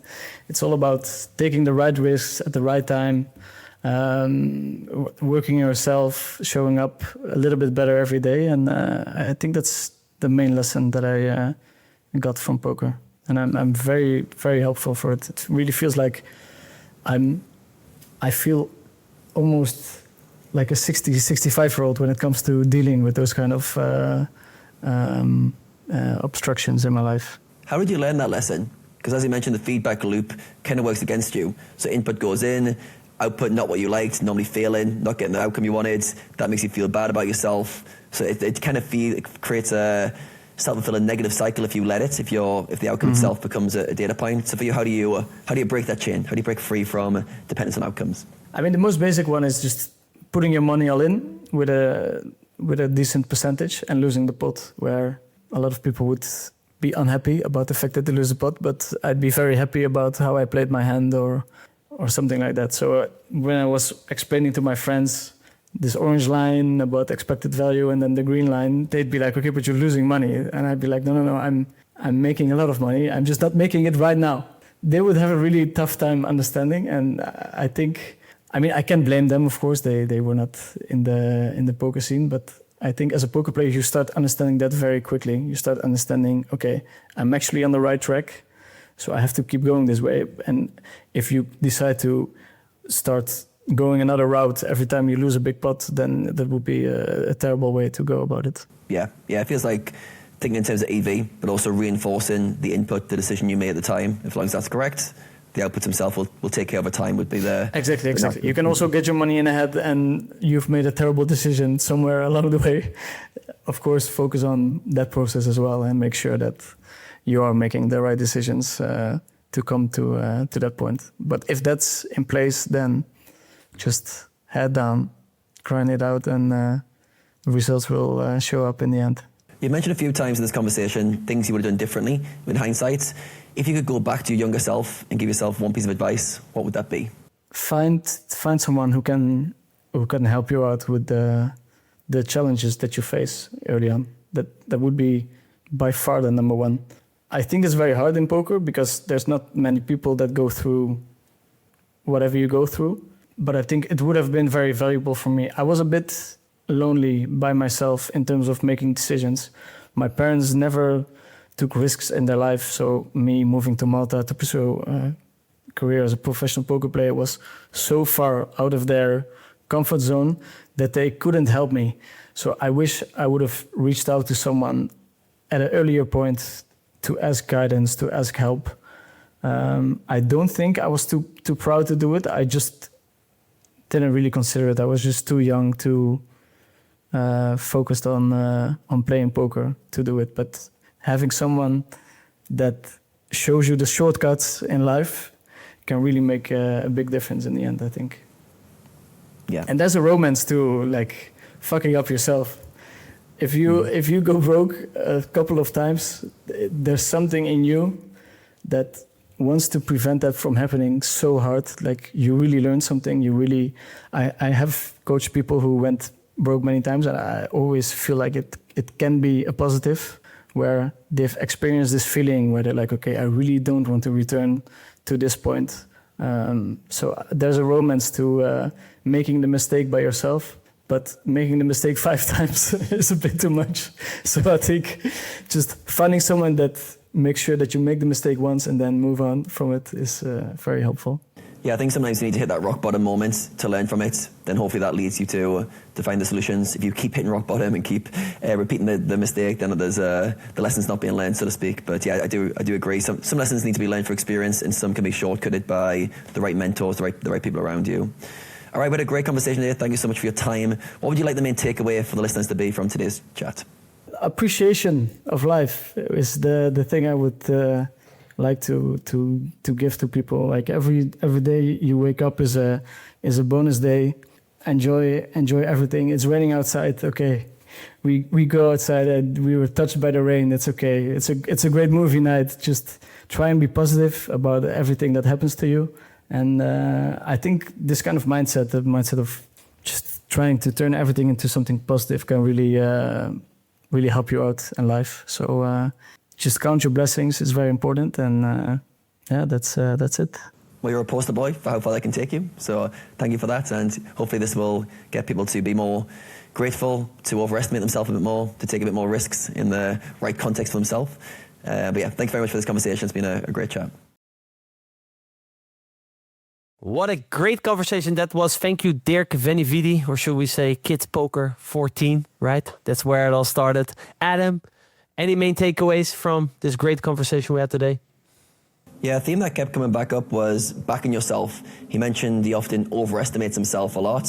He has this belief that he can achieve any goal he sets his mind to on a lot of levels. And I really feel like a lot of us hold ourselves back by not believing in ourselves, by not thinking we can figure things out. And a lot of times he was jumping in tougher games. He was going against his parents' and friends' wishes to start his poker career. And it was all coming from this internal drive, like, I back myself. And from that, because he backs himself so often, he's built this self-confidence that he can learn, he can get better. He knows when things get hard, he will study harder, he will learn more. So as we're talking through his story, a lot of his biggest growth periods came from downswings, when things weren't going well. So I think it's internalizing, like, when you do back yourself, you will go through some tough times, and be able to come on the other side of that is a real part of the story for most of us. Another thing that came up was risk-taking, and just his ability to take risk, and he, again, overestimating yourself, but also he sees the upside. He sees a huge upside in taking risk. I think this is where we often can miss opportunities, where we don't see that taking a risk in a certain situation can have a 10x upside compared to the downside, and with that, be able to handle risk. And I think his superpower of risk-taking is his ability to not be deterred by negative outcomes. You mentioned breaking that connection between input and output on such a level where the output doesn't matter. He's at the point in his career now where it really doesn't matter what outputs come back. But I think when you're taking risk, you do need to be able to tolerate the downside, but also realize the risk is often worth it. For a lot of opportunities in life, taking that risk when you're not quite ready is going to lead to a lot of growth and a lot of upside. Next thing I wrote down was competition, and competition brings out unique attributes in him. I think you're the same, René. I'm also the same, where I like to be in competitive environments, because if not, I struggle to drive myself to get the best out of myself when the competition isn't there. He's mentioned for himself many times he can coast along, cruise along, but when the necessity's there to play the best players in the world, he's ready. He shows up at the right times. He's studying longer. He's sleeping well. He's everything's dialed in. So I think often we need to create competition. And he's done many challenges in his career. The Galfond challenge we talked about, the $1 Million challenge. But all these are ways to stimulate yourself to create a challenge and competition that makes you show up as a better version of yourself. And some people might not relate to that if you're not a competitive person. But if you do relate to that, rather than fight against it, you've got to find those challenges. Find ways to lean into competition, whether it's the cash game championships, the heads up championship, whether it's creating a social challenge to make X amount of money, some way to lean into competition, I think, is a really big one. And then he mentioned, like, the kind of tough periods of his career felt like when the goal was achieved, when he'd arrived at the finish line. And this kind of, I think he mentioned himself, the journey, not the destination, is often what we're after. And when we're lacking a goal to go for, often life feels like we're missing something. We're missing something that's we're going for. So for him, he's had to reinvent goals, reinvent the thing he's aiming for,